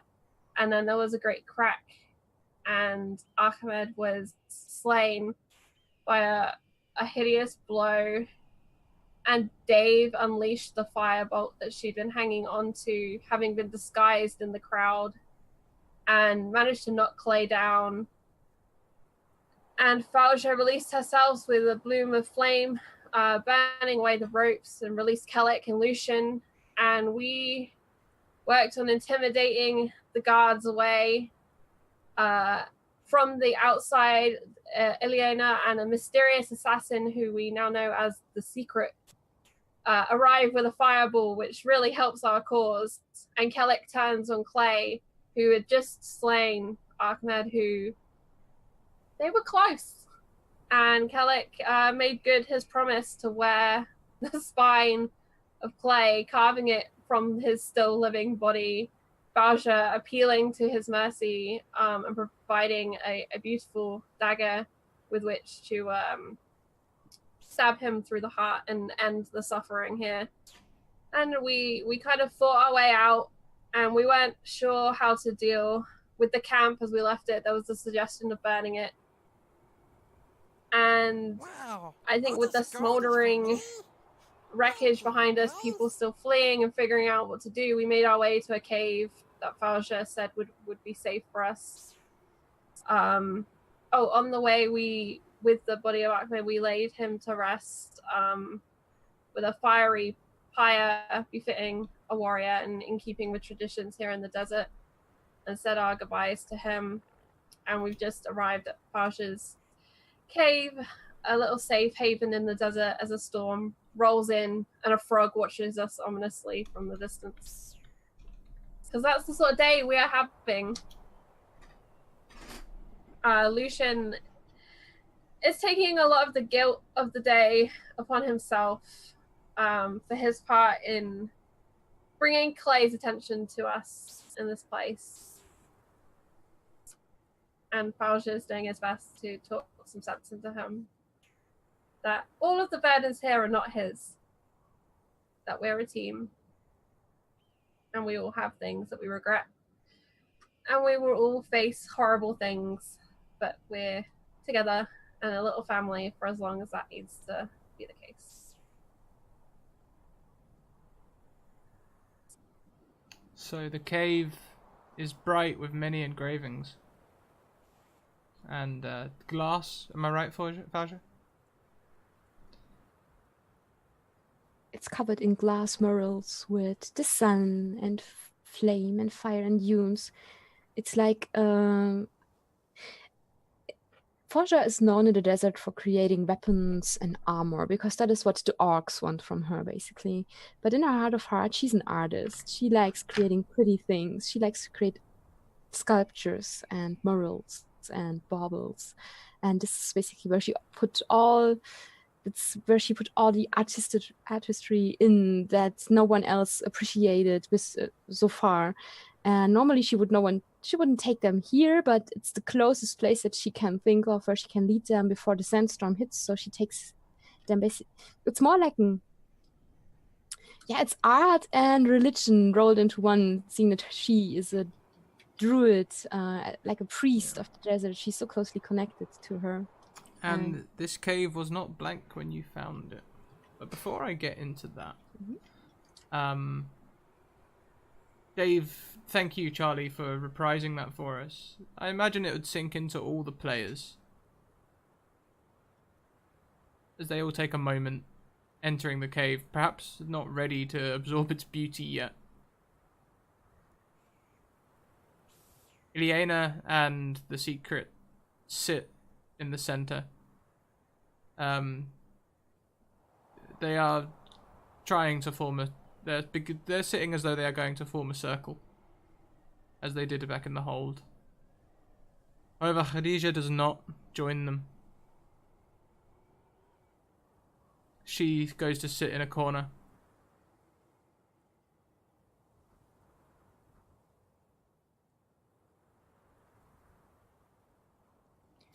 While they sit down, I motion to my friends, please, sit.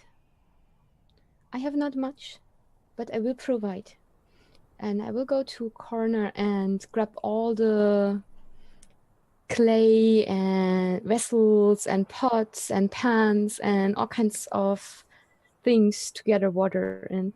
And almost shyly, I will start casting and moving my fulgurite staff to create water and fill those different pieces of glassware and stuff with 10 gallons of water in all.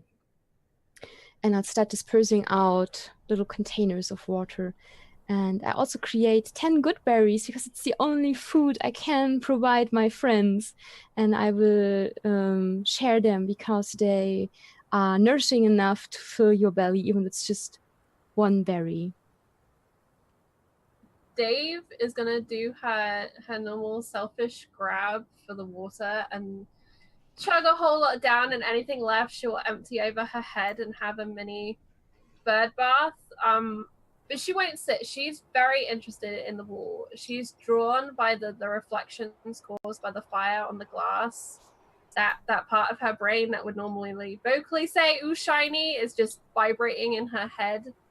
And she'll reach beneath the cloak that she wears and the scarf that Faja had given her and find the phoenix that Faja had also made and hold them up and compare them. And then something will occur to her and she will actually run from the cave. Quite merrily. And you hear a familiar cry of, "Up on the roof," as she's climbed up onto the top of the cave. The storm is coming, Dave. The storm is coming. And Dave will, as is her tradition every night, jump off of the roof of the cave to see if she can fly. How big is this cave mouth?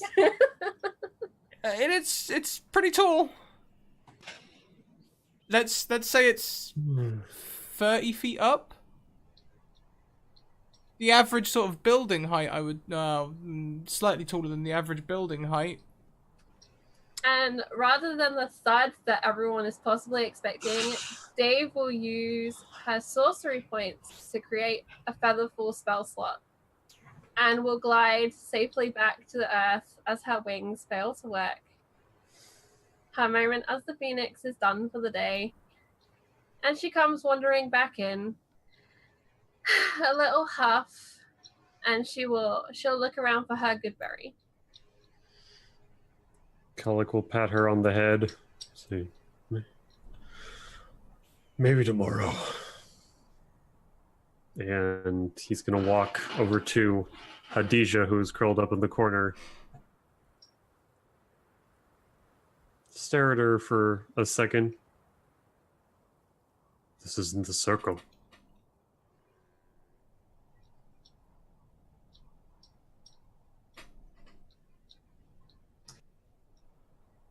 As you walk up on her, you might have seen the odd flickering of light against the wall of the cave. From her? From her. She I want to try to starts see what it is. slightly as you speak and simply says, "I am not hungry. Thank you." What do you have there? None of your concern. I want to try to see if I can catch a peek at it, or if I did before she might have hit it. You can roll me a perception if you like. Okay. I would like to use my advantage on that. Of course. 13. God damn it. Okay. On a 13, the light looked sort of blue.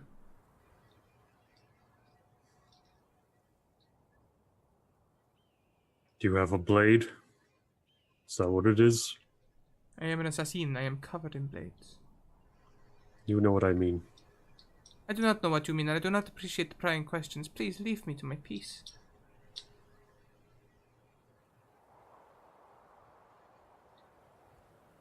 You think he would want you to sit here alone? For a sec, she turns, a fire in her eyes as she looks at you. And then that fire dies. She turns back and says, "It does not matter." It does matter. It will always matter.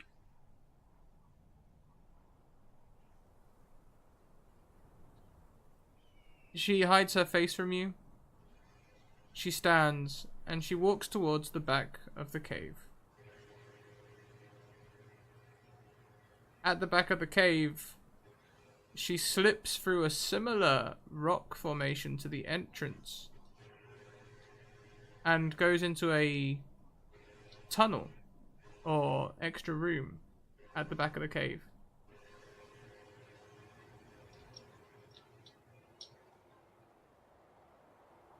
He's gonna look around the cave at his friends, and then hoping that somebody's there is like,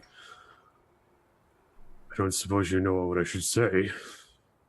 Not exactly good at this sort of thing.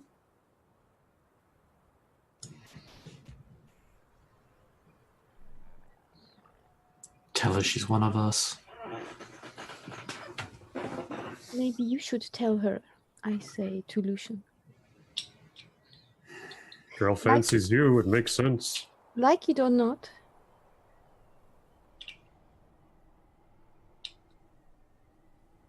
her fire burns for you.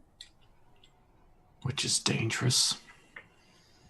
Then help her put it into another direction.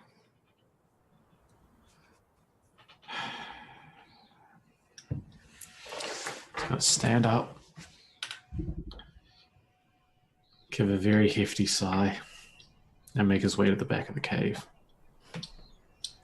Lucian,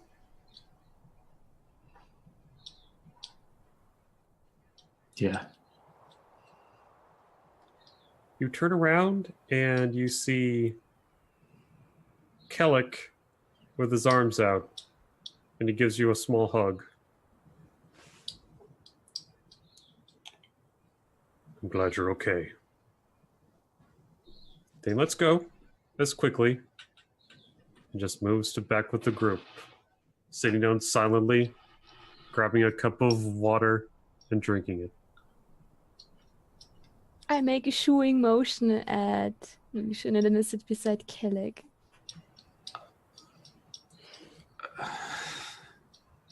That was a very good thing you just did. I say and pat your knee, Kelleg. I have no idea what you're talking about. So, Lucian, the room or tunnel is pitch black.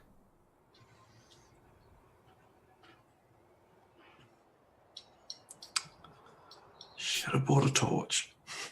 Suddenly it lights up blue, a flash for just a second, and then it's gone again.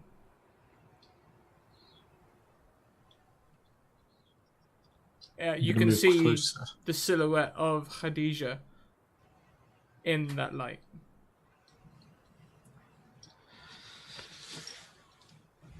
I see that you're gaining control.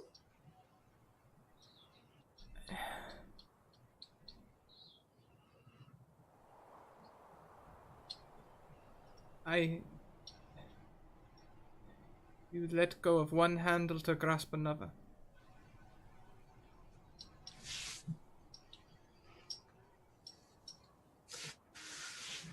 Sounds complicated.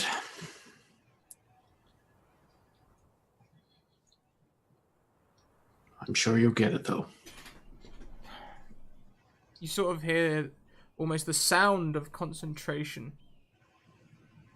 And for a moment, a small blue orb appears in front of Khadija's face. It holds for maybe a second and winks out. I will get it. You should return to the others. I do not wish to alarm anyone.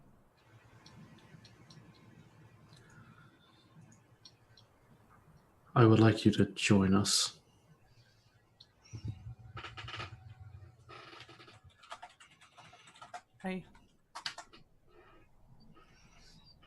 I...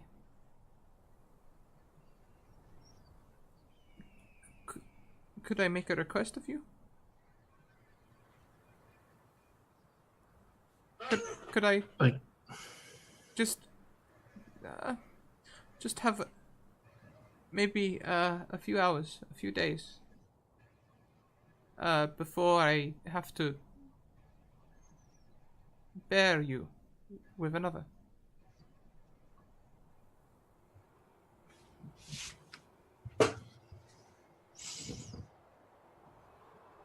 I see you and Fauja. You separate yourselves away from the group. You are.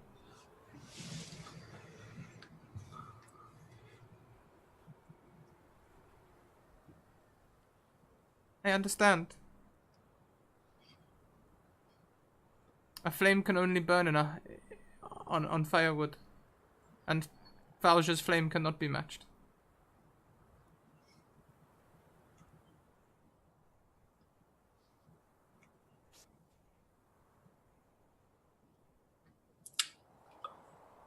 Are you...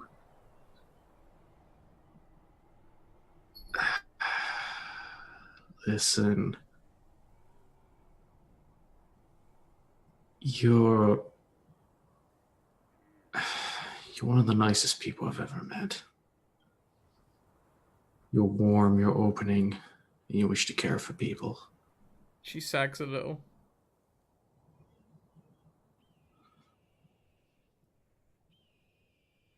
Truth be told, how could I start anything with you if I may not live here very long?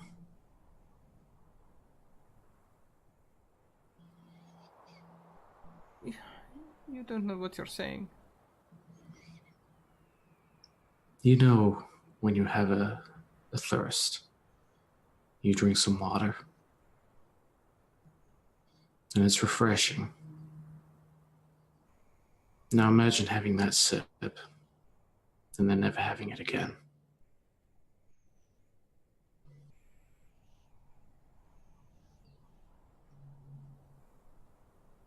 I do not understand. I was never good with words.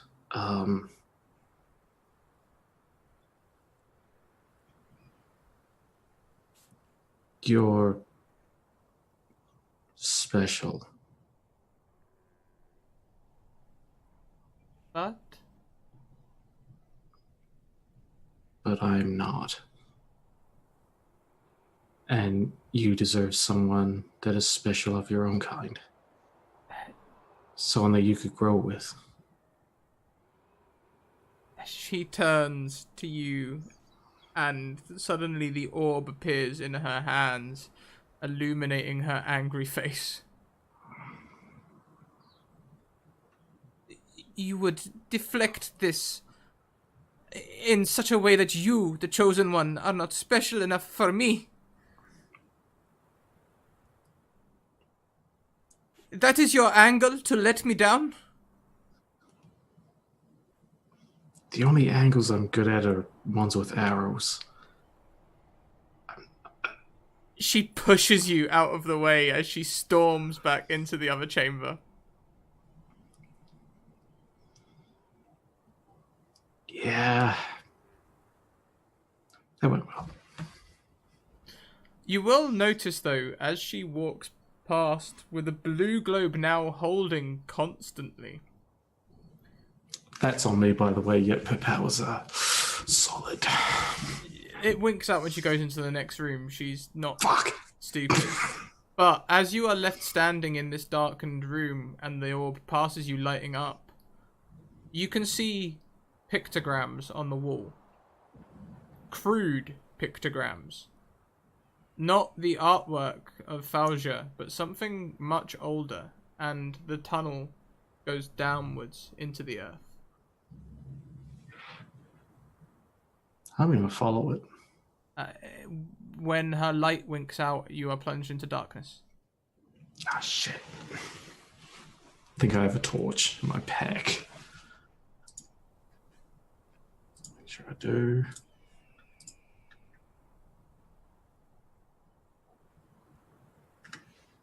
Yeah, I get an explorer's pack, so which contains a torch, so I'm gonna light one up. Also, as Tina points out, you're a tiefling. You should have dark vision. Oh shit, I've got dark vision. That's the key bit of information I should have needed. I have dark So with a torch. I don't need this shit. So we'll flavor that you didn't notice the pictograms until her light made the shadows cast against the walls. You can see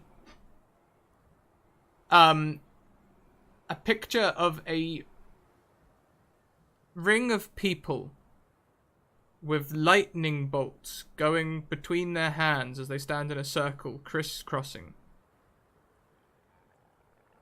This is the newest pictogram.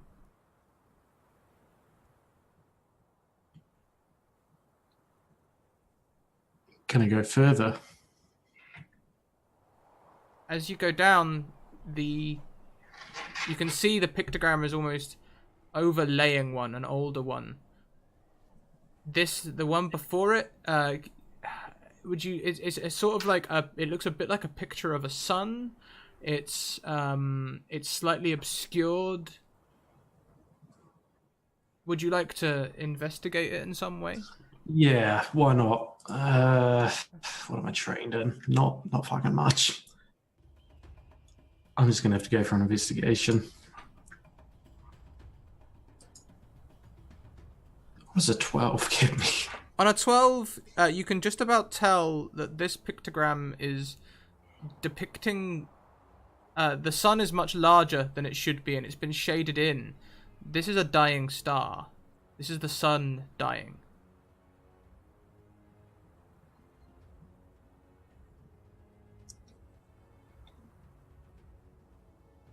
Okay.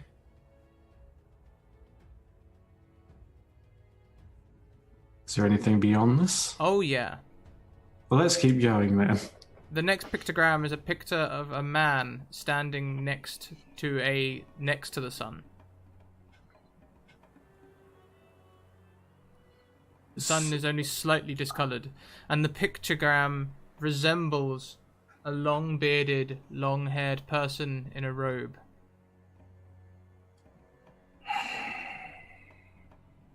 Right. The sun is beginning to fade.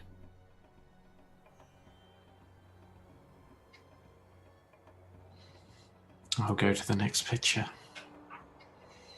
This is a picture of the same person standing next to the sun. The sun shines brightly as lightning arcs from his hands to the sun.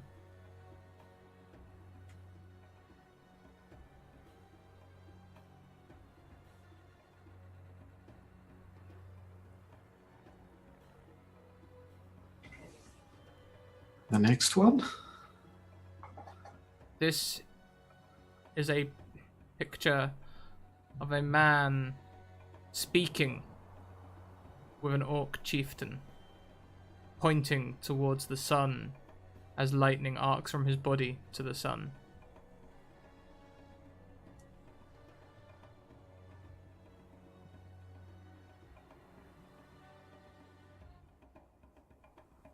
Huh. So something tells me to go back in time now. These pictograms like- are old. You are getting deep down the tunnel. It's dusty as hell down here. It's probably been a long, long time since anyone's been down here, even Fauja. Is there any more pictures beyond that one? The last of the pictograms at the bottom of the cave is a picture. It's rows and rows of orcs, tons of them, with a large orc chieftain, the one pictured speaking to the wizard before in the next picture, standing above them, triumphant. This pictogram stands next to an archway. The archway closely resembles Theophilius's cupboard frame.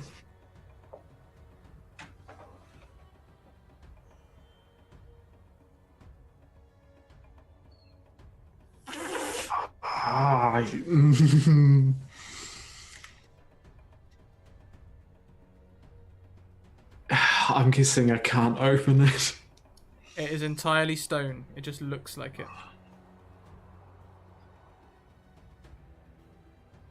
I found it. Lucian's going to be so happy right now. I found my way home. Let's have a look. Orcs, old man, mystifying the sun.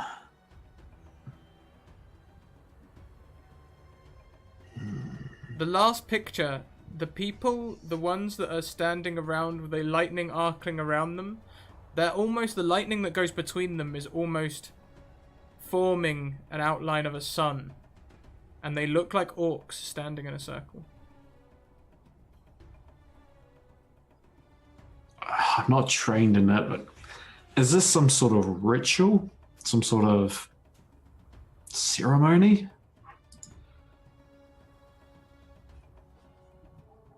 Don't know if you want an investigation for that. Something. Let's just go with that. On a 16, this is indeed a ritual to do with the sun, to do with the old man.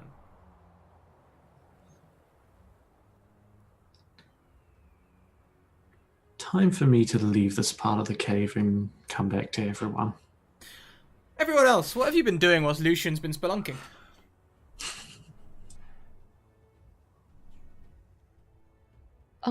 I, as I said, created water and dispersed it around the crowd and gave them my good berries.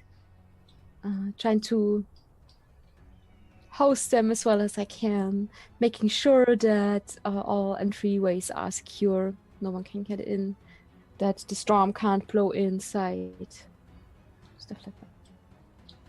Khadija storms into the room, almost looking as fiery as you, Falja, as she goes back to her corner and sits with her knees huddled to her chest against the wall. She pulls her veil up tight and draws a spear and puts it behind her. Dave turns to Falja. What am I going to do with all of you? And look between Khadija and the cave that she just, or the sub cave that she just stormed out of. Well, I guess he was not chosen for his sweet words, judging from this. I'm not Chosen. dealing with this. Chosen does not mean better. Indeed. You are right. But do you think it would help if I try to talk to her? I think she's liable to spear you. What have I done to her? If you want backup,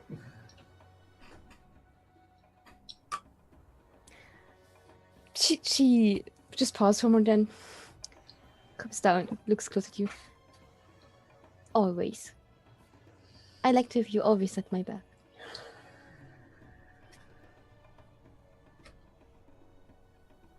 I've already dealt with enough to today, and he's just gonna stand up and just walk over to the girl. I walk with him, but I stand a respectful distance and I say, you are a guest in my mother's womb, in this cave that holds many secrets. She wipes a Are you tear alright? from her eye and says, I am a prisoner trapped by a storm at the moment. Please let me be.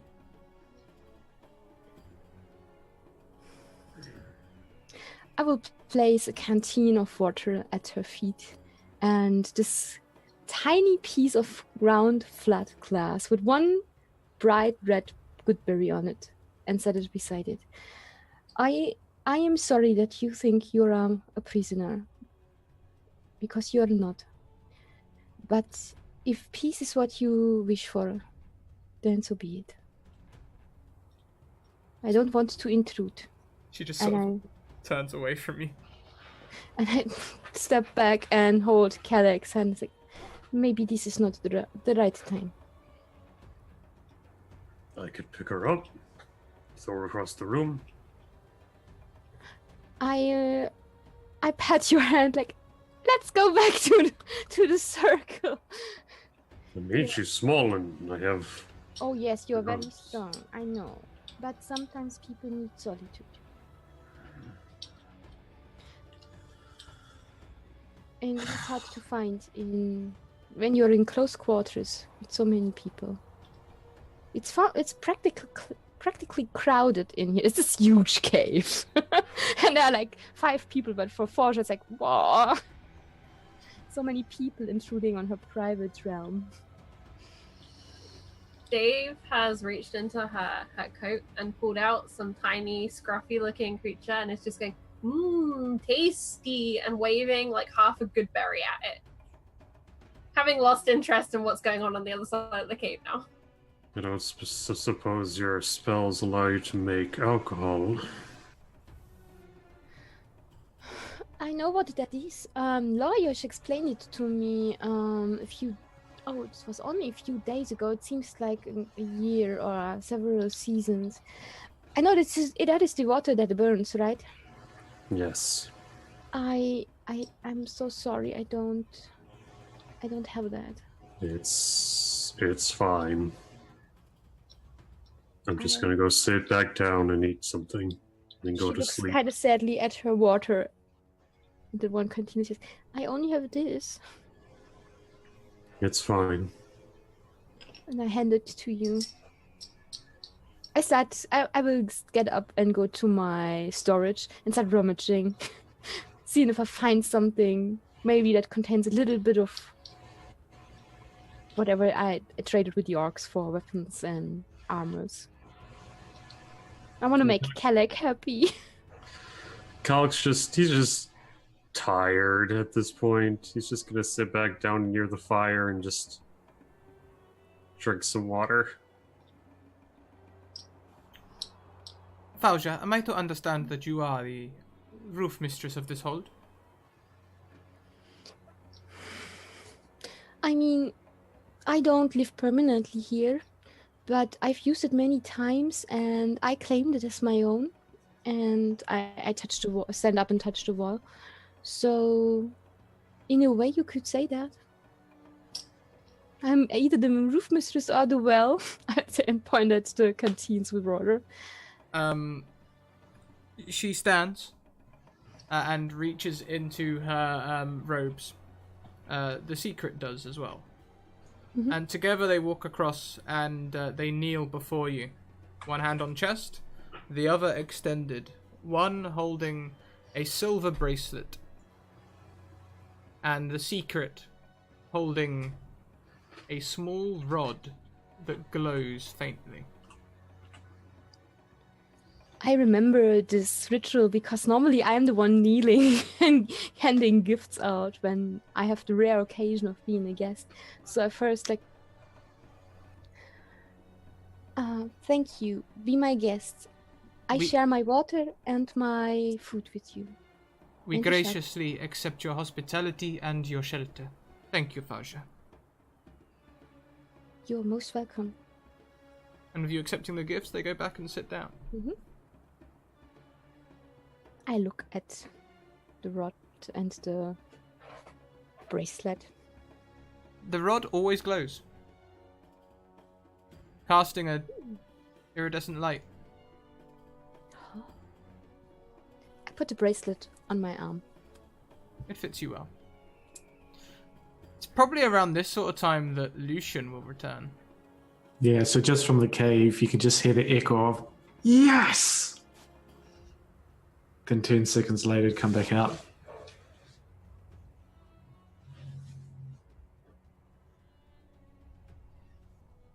Khadija staring at you, boring through the side of your face. It will hurt you to look at her. It's probably not good. I've got a stupid smile on then. What are you celebrating about? I found how to get home. And that is where we end today's one shot. Not one shot, campaign episode. Campaign episode. I always call it a one shot. Get used to it.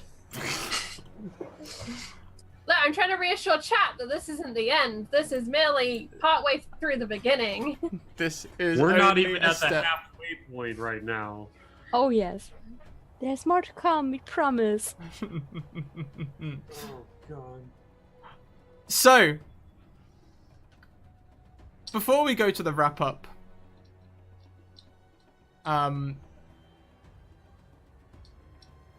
I'd like us to pan away. We come out of the cave through the desert storm. Up out of the desert storm, past the sun, into Theophilius's room.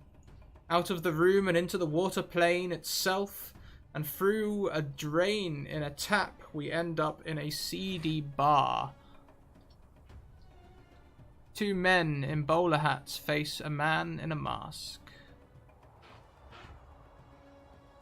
One of our employees has been murdered. We will need to settle things.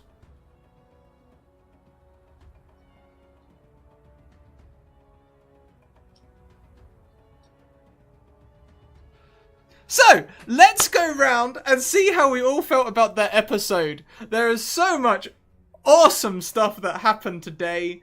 I mean, you guys look so miffed right now. Brilliant. So, I can't remember which order we started in today because we thought it was, we went in the order that we were comfortable with. So I think Falja started. So maybe Falja should go last. I think... sorry, I can call you by your real names now. You're players, not just characters. Tahina went first, and perhaps Tahina can go last. Chorus, I believe you went last. Why don't you go first? Oh. I am so drained right now. I am emotionally scarred for life. No, I'm kidding. That whole session was just great. It was amazing to hear what everyone had prepped. It was just an intense and amazing session, and I'm proud to be a player with y'all. I'm glad we're in this group together. I don't even know like where to pinpoint it. It was all just great. But I guess I have to plug now. My name is Koros RPG. You can find me on Twitter and Twitch.tv at Koros RPG. On my Twitch, which I stream every day except for Mondays, I stream RPGs and story-rich games. It's a very chill stream, so if you want to just grab a beer or a drink if you're under 21, and just hang out, it's a cool place to just relax and just to talk about your day. On Saturdays, I run my own D&D show where I take a guest through a one-shot personalized for them each week. And this week we have Cleric of Chord starting at Saturday at 1 p.m. Eastern Standard Time. So if you are interested in seeing that, come by. It'll be a very interesting session because this person will be playing 3 characters, not just one. Oof. I'm not sure how you would manage that. Well, congratulations, Cleric of Chord. That sounds like quite the feat. Mm-hmm. And I was on last week's episode, and it was amazing. I definitely recommend, if you're interested in taking part in the one-on-ones with Koros, that you message him soon, because I think people are going to start realizing how great an opportunity it is, and jump on that. Yep, and I've already got slots filling up, so you better contact me on that, because they are first come, first served. Fantastic. Is there anything else you'd like to plug, Chorus? No, that's about it. Just if you are interested in seeing the show again, we are here every day on every Tuesday at 2 p.m. Eastern Standard Time, and we've got about 10 more episodes to go, Scrap. Oh, sure we're only scratching the surface. I assume that he has a lot more planned for us, guys. This isn't even the peak. So if you're interested in more intense role-play and sessions, come by and hang out, and we'll see what happens about Clay and the fallout from that. Dave. I can't remember who's next. Someone I else. technically went last, so I could go next. Like, Yeah, I'll let you guys are better at organizing yourselves than I am. You guys carry on. so that was a session. Last session was a session. I 100% recommend anyone who came in late going to the YouTube channel and checking out. Last session was amazing, and this session, the stories that the rest of the team told were great, and I know how much effort and time they put into them, and it was so worth it. And shout out to Scrat for coming up with all of this madness and guiding us through it every week. Yeah, thanks. Tomorrow is Warhammer Wednesday over on Encounter Roleplay, and my character might die again some more. It's a huge battle. We have actual Cannibal Sheila buff involved. There's demons. We're actually on the rundown to the end of that season. I think we have like 5 more episodes left. It's intense, it's grim, it's dark. And yeah, I would love to see you guys in chat, hang out, hitting the retweets, because much like on Scratch channel where you can donate to effect, it's the same on Encounter Roleplay. And even the retweets have an effect. So yeah, that's a big thing. And Alice, Scrat's wonderful wife, will be there playing Nora, who we really hope doesn't die, because that'll awaken a sleeping god, which doesn't sound like a good thing to me. But other plugs, I think that's actually it for me, other than being here on Tuesdays. I will plug that you check out all of Scrat's stuff, especially the academies that he runs once a month. They're a wonderful opportunity to meet new people, play with new people, and get, you know, great new experiences in the games. And I know he's diversifying from D&D. The City of Mist campaign that's just started on Monday. Mm-hmm. That's an incredible world, incredible system, really great game that will be worth catching up on YouTube if you can't watch it live at 8 p.m. EST. So that's it from me. Thank Thank you you. so much, Charlie, and thank you for your contribution. I always really appreciate Dave's contribution to the narrative, chiefly because you work wonders with the repertoire of quotes that you have picked up. I have 2 new ones today. 2 new ones made it into the book. I mean, where everyone else can be so descriptive and emote in certain ways, you somehow manage to give the same amount of emotion in a couple of phrases that you copy from other people. And I think it's an incredible skill. You're one of the best Kenku players I've heard. So thank you for that. Thank you. And thank you to the team for putting up with Dave. And Scrat, it was so funny when you asked us to do the flashbacks, I couldn't think of anything. The only regret Dave had was that she didn't get to fly when she was a phoenix and jumped off the roof. It's like you read my mind, because that was the scene that I wanted to do, but you wanted something from the backstory. And Didn't you know that DMs have mind reading abilities? That's how we do this whole thing. I thought it was just me. Yeah. I thought it was special. But no, thank you so much. So, Slade and Tahina, who would like to go first? Shall I go first? Yeah, you go. Okay. I was in agony for 1 week. Because every time I talked to Scratch, he kept poking at me. Everyone else was wise. Everyone else just stayed quiet. They didn't ask me anything. You kept like asking me little tidbits. I'm the person who's starting picking at the wound, looking if it's getting better, making it worse. So yeah, I was dreaming about fire and the desert and who might die, and I was totally prepared to let Forja go. I went through all the stages of grief, and at the same time I did not want to let her go, so I'm so pleased that it did not happen, that the team is still together. So yeah, and I had so much fun preparing the songs, and that last one that was from me, and writing that. So I feel very inspired. So Scrat's motto of evoking emotions, it works. I was feeling all the things. Yeah, and I'm so honored to play with all of you here. You're also talented, and it's just like being on a trampoline where you can bounce off and reach new heights that you didn't think you might reach elsewise. So yeah, thank you very much for that. Thank you. It was very cute as well. I think we could all see in Chorus's face when the club was falling, Oh how yes. ready Chorus was for Kellic to die. Oh yeah, I could see that.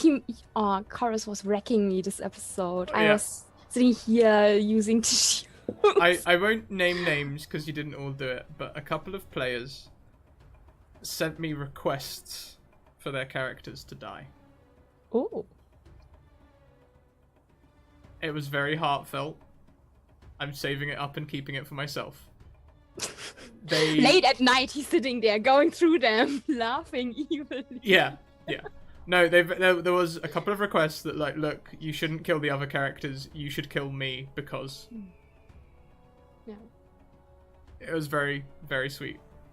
Last but most certainly not least. Can I plug myself? Oh, I'm sorry. I completely just took hold of that and just yanked it away. Please do plug. I'm Tahina. You can find me on Twitter as Tahina_Andale. And the things that are being live streamed this week will be a one-shot right here on Scraticus's channel this Sunday, the 22nd at I think 7 a.m. EST.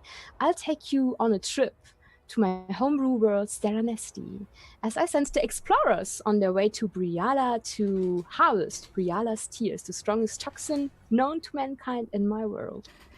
Charlie knows about it because she knows that the assassin used it in the one shot that she played in. And afterwards, I will be over at Fumbles and Fame, where I will dive back into Tomb of Annihilation with my Grave Domain cleric, Runa. Last time we defeated the dragon. We are now dragon slayers, and we're on our way to the lost city of Omu. So come on over. It's fun. There's a lot of shipping going on there, even though we're not on the water. A lot of shipping going on here today as well, chat. You guys are going ship crazy for a minute. Oh, yes.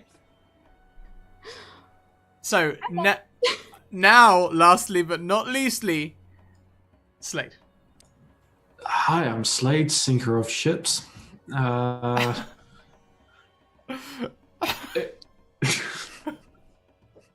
have a way with words. I mean, wow. What was it gonna do? She's in the car. Oh, fuck off! It was beautiful. But yeah, it was. It's nice to get some edginess in there. It was nice to. Didn't know who was gonna die. I was well prepared to kick the bucket. It was sad that it was Ahmed because I thought there was gonna be something lovely happening there, but. I'm so sad. That wasn't a joke. When I rolled that dice, that was not a joke. It could have been any one of you. We were discussing how you were going to do it. Sorry to interrupt, Slade. And we were like, oh, wouldn't it be terrible, but also like apt if you just rolled a dice? And then you did, and my heart went, no. I was like, oh, fuck. My heart stopped. Seriously. Oh. Anyway, sorry, Slade. No, Sorry. you're fine. Sometimes- But yeah, it was fair. It was fairly done. Yeah, but I found the way home, so I'm happy. So I won't be here next week because I found the way home. But that's probably not really going to happen. But yeah, I'm Slade, Crit Dice Game. You can find me on Twitter or Twitch. I'm a weekday streamer of mini D&D stuff, gaming. I'm Encounter Josh's biggest fan. I love him so much. And yeah, that's where you'll find me. Fantastic. Thank you so much. So if we want full disclosure, if I had picked, I think I might have picked Fauja. Whoa! What? Oh, I thought for that's sure. what Tahina It's because of the said. fucking song. That is so what Tahina called as well. Yeah. This is why in D&D the dice want to tell a tale more often than we do. I feel as a DM you have to let them. Well, you should know this then. Fauja and Kellic made a pact We had a pact. that if either one of us dies, we were going to do our best to try to bring as many of us with them as we could. So It was, I think... Kellic would have tried to die and kill these guys. I think for me, it was the amount of epicness that would have come with Falja's death. I was sitting there looking at all the deaths and thinking, well, which one would be the most sad? Which one would be the most upsetting? Which one would be the most shocking? And then I was sort of looking at Falja and I was like, no, it wouldn't be any of them. Weirdly, It'd be insane. It would be crazy, you know? It'd be like an explosion, like someone throwing petrol on a bonfire, like... Weirdly, I wondered if, even as you listed the names, if you were just going to turn around and have Clay see that firebolt and just have him dunk Dave on the head. No. Oh, yeah. You were safe, Dave. You weren't on the list. I put the list in Discord, actually. I don't know if it you uploaded did. because Discord's down. Oh, is it in there? Yeah. Is there a place on your wonderful new Discord which is full of inclusivity, positivity, and creativity that we can debrief this episode? Yes. So here are my social links with a link to that very Discord, so aptly plugged by Charlie. That Slade, you had a chance to plug yourself, didn't you? I didn't steal you. Many times. Good. That's okay, I'm well plugged. You're well plugged. Good. Brilliant. So long as you are well plugged. Khadijah made sure of it. Or she will do in the near future.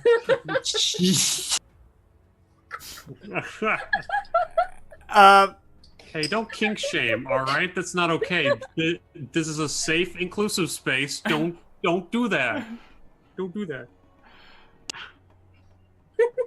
Which part is in the Exploring Pocket Dimensions, the channel dedicated to this campaign. Because we are, after all, merely in a pocket dimension. Right, Falja? Nothing in here matters. How dare you? So, if you want to get a game, I'll pop the social links again. If you guys want to get a game, if you want to get into this little red book, follow me on Twitter, send me a DM, and I'll get you a game. Easy as that. And if you want to catch up, I think the players were already plugging the YouTube earlier, but there's another link to the YouTube. I have a Patreon. If you like what I'm throwing down, chuck $1 my way. It'd be very much appreciated. I love donations. They're great, and today's like today when you guys have been so kind. They fill my wallet and it makes me happy, so I can eat. But for, like, you know, that regular income, oh, that's a thing of dreams. So thank you all very much for today. Your donations have been amazing. It's thank you for the support. It's been great. And also, I have merchandise. If you would like some merch, go to my Redbubble and grab yourself some merch. You can get like booklets and stuff. I've got some of these from a recent giveaway. You can get t-shirts. Is that? Are you wearing one, Cars? No, I was just, you know, like merch. Oh, I thought you were wearing one. I was excited for it. He's like, bullshit. Yeah, Nike. So guys, thank you very much. It's been a hell of a stream. It's been up and down. I am still very happy about the fact that I could do all this today. I think it's a special group that you can share these emotions with and this openness with and everything else. And I very much appreciate that. You guys slayed it from start to finish. Every scene was heartfelt. And I very much appreciate that. Okay, well, we are going to go across. And we are going to go and say to our good friend Encounter Josh over on Encounter Roleplay, as they are just about to start the Long March. I must admit, I'm probably going to think about sleeping in the next hour or so. Because as of yet, I haven't slept since Saturday. The City of Mist premiere yesterday sort of robbed me of sleep as I was so nerve-sighted. But there you go. Anyway, you guys, keep evoking emotions. You all can have campaigns just like this one. We look forward to seeing you in the Discord. See you later. Bye.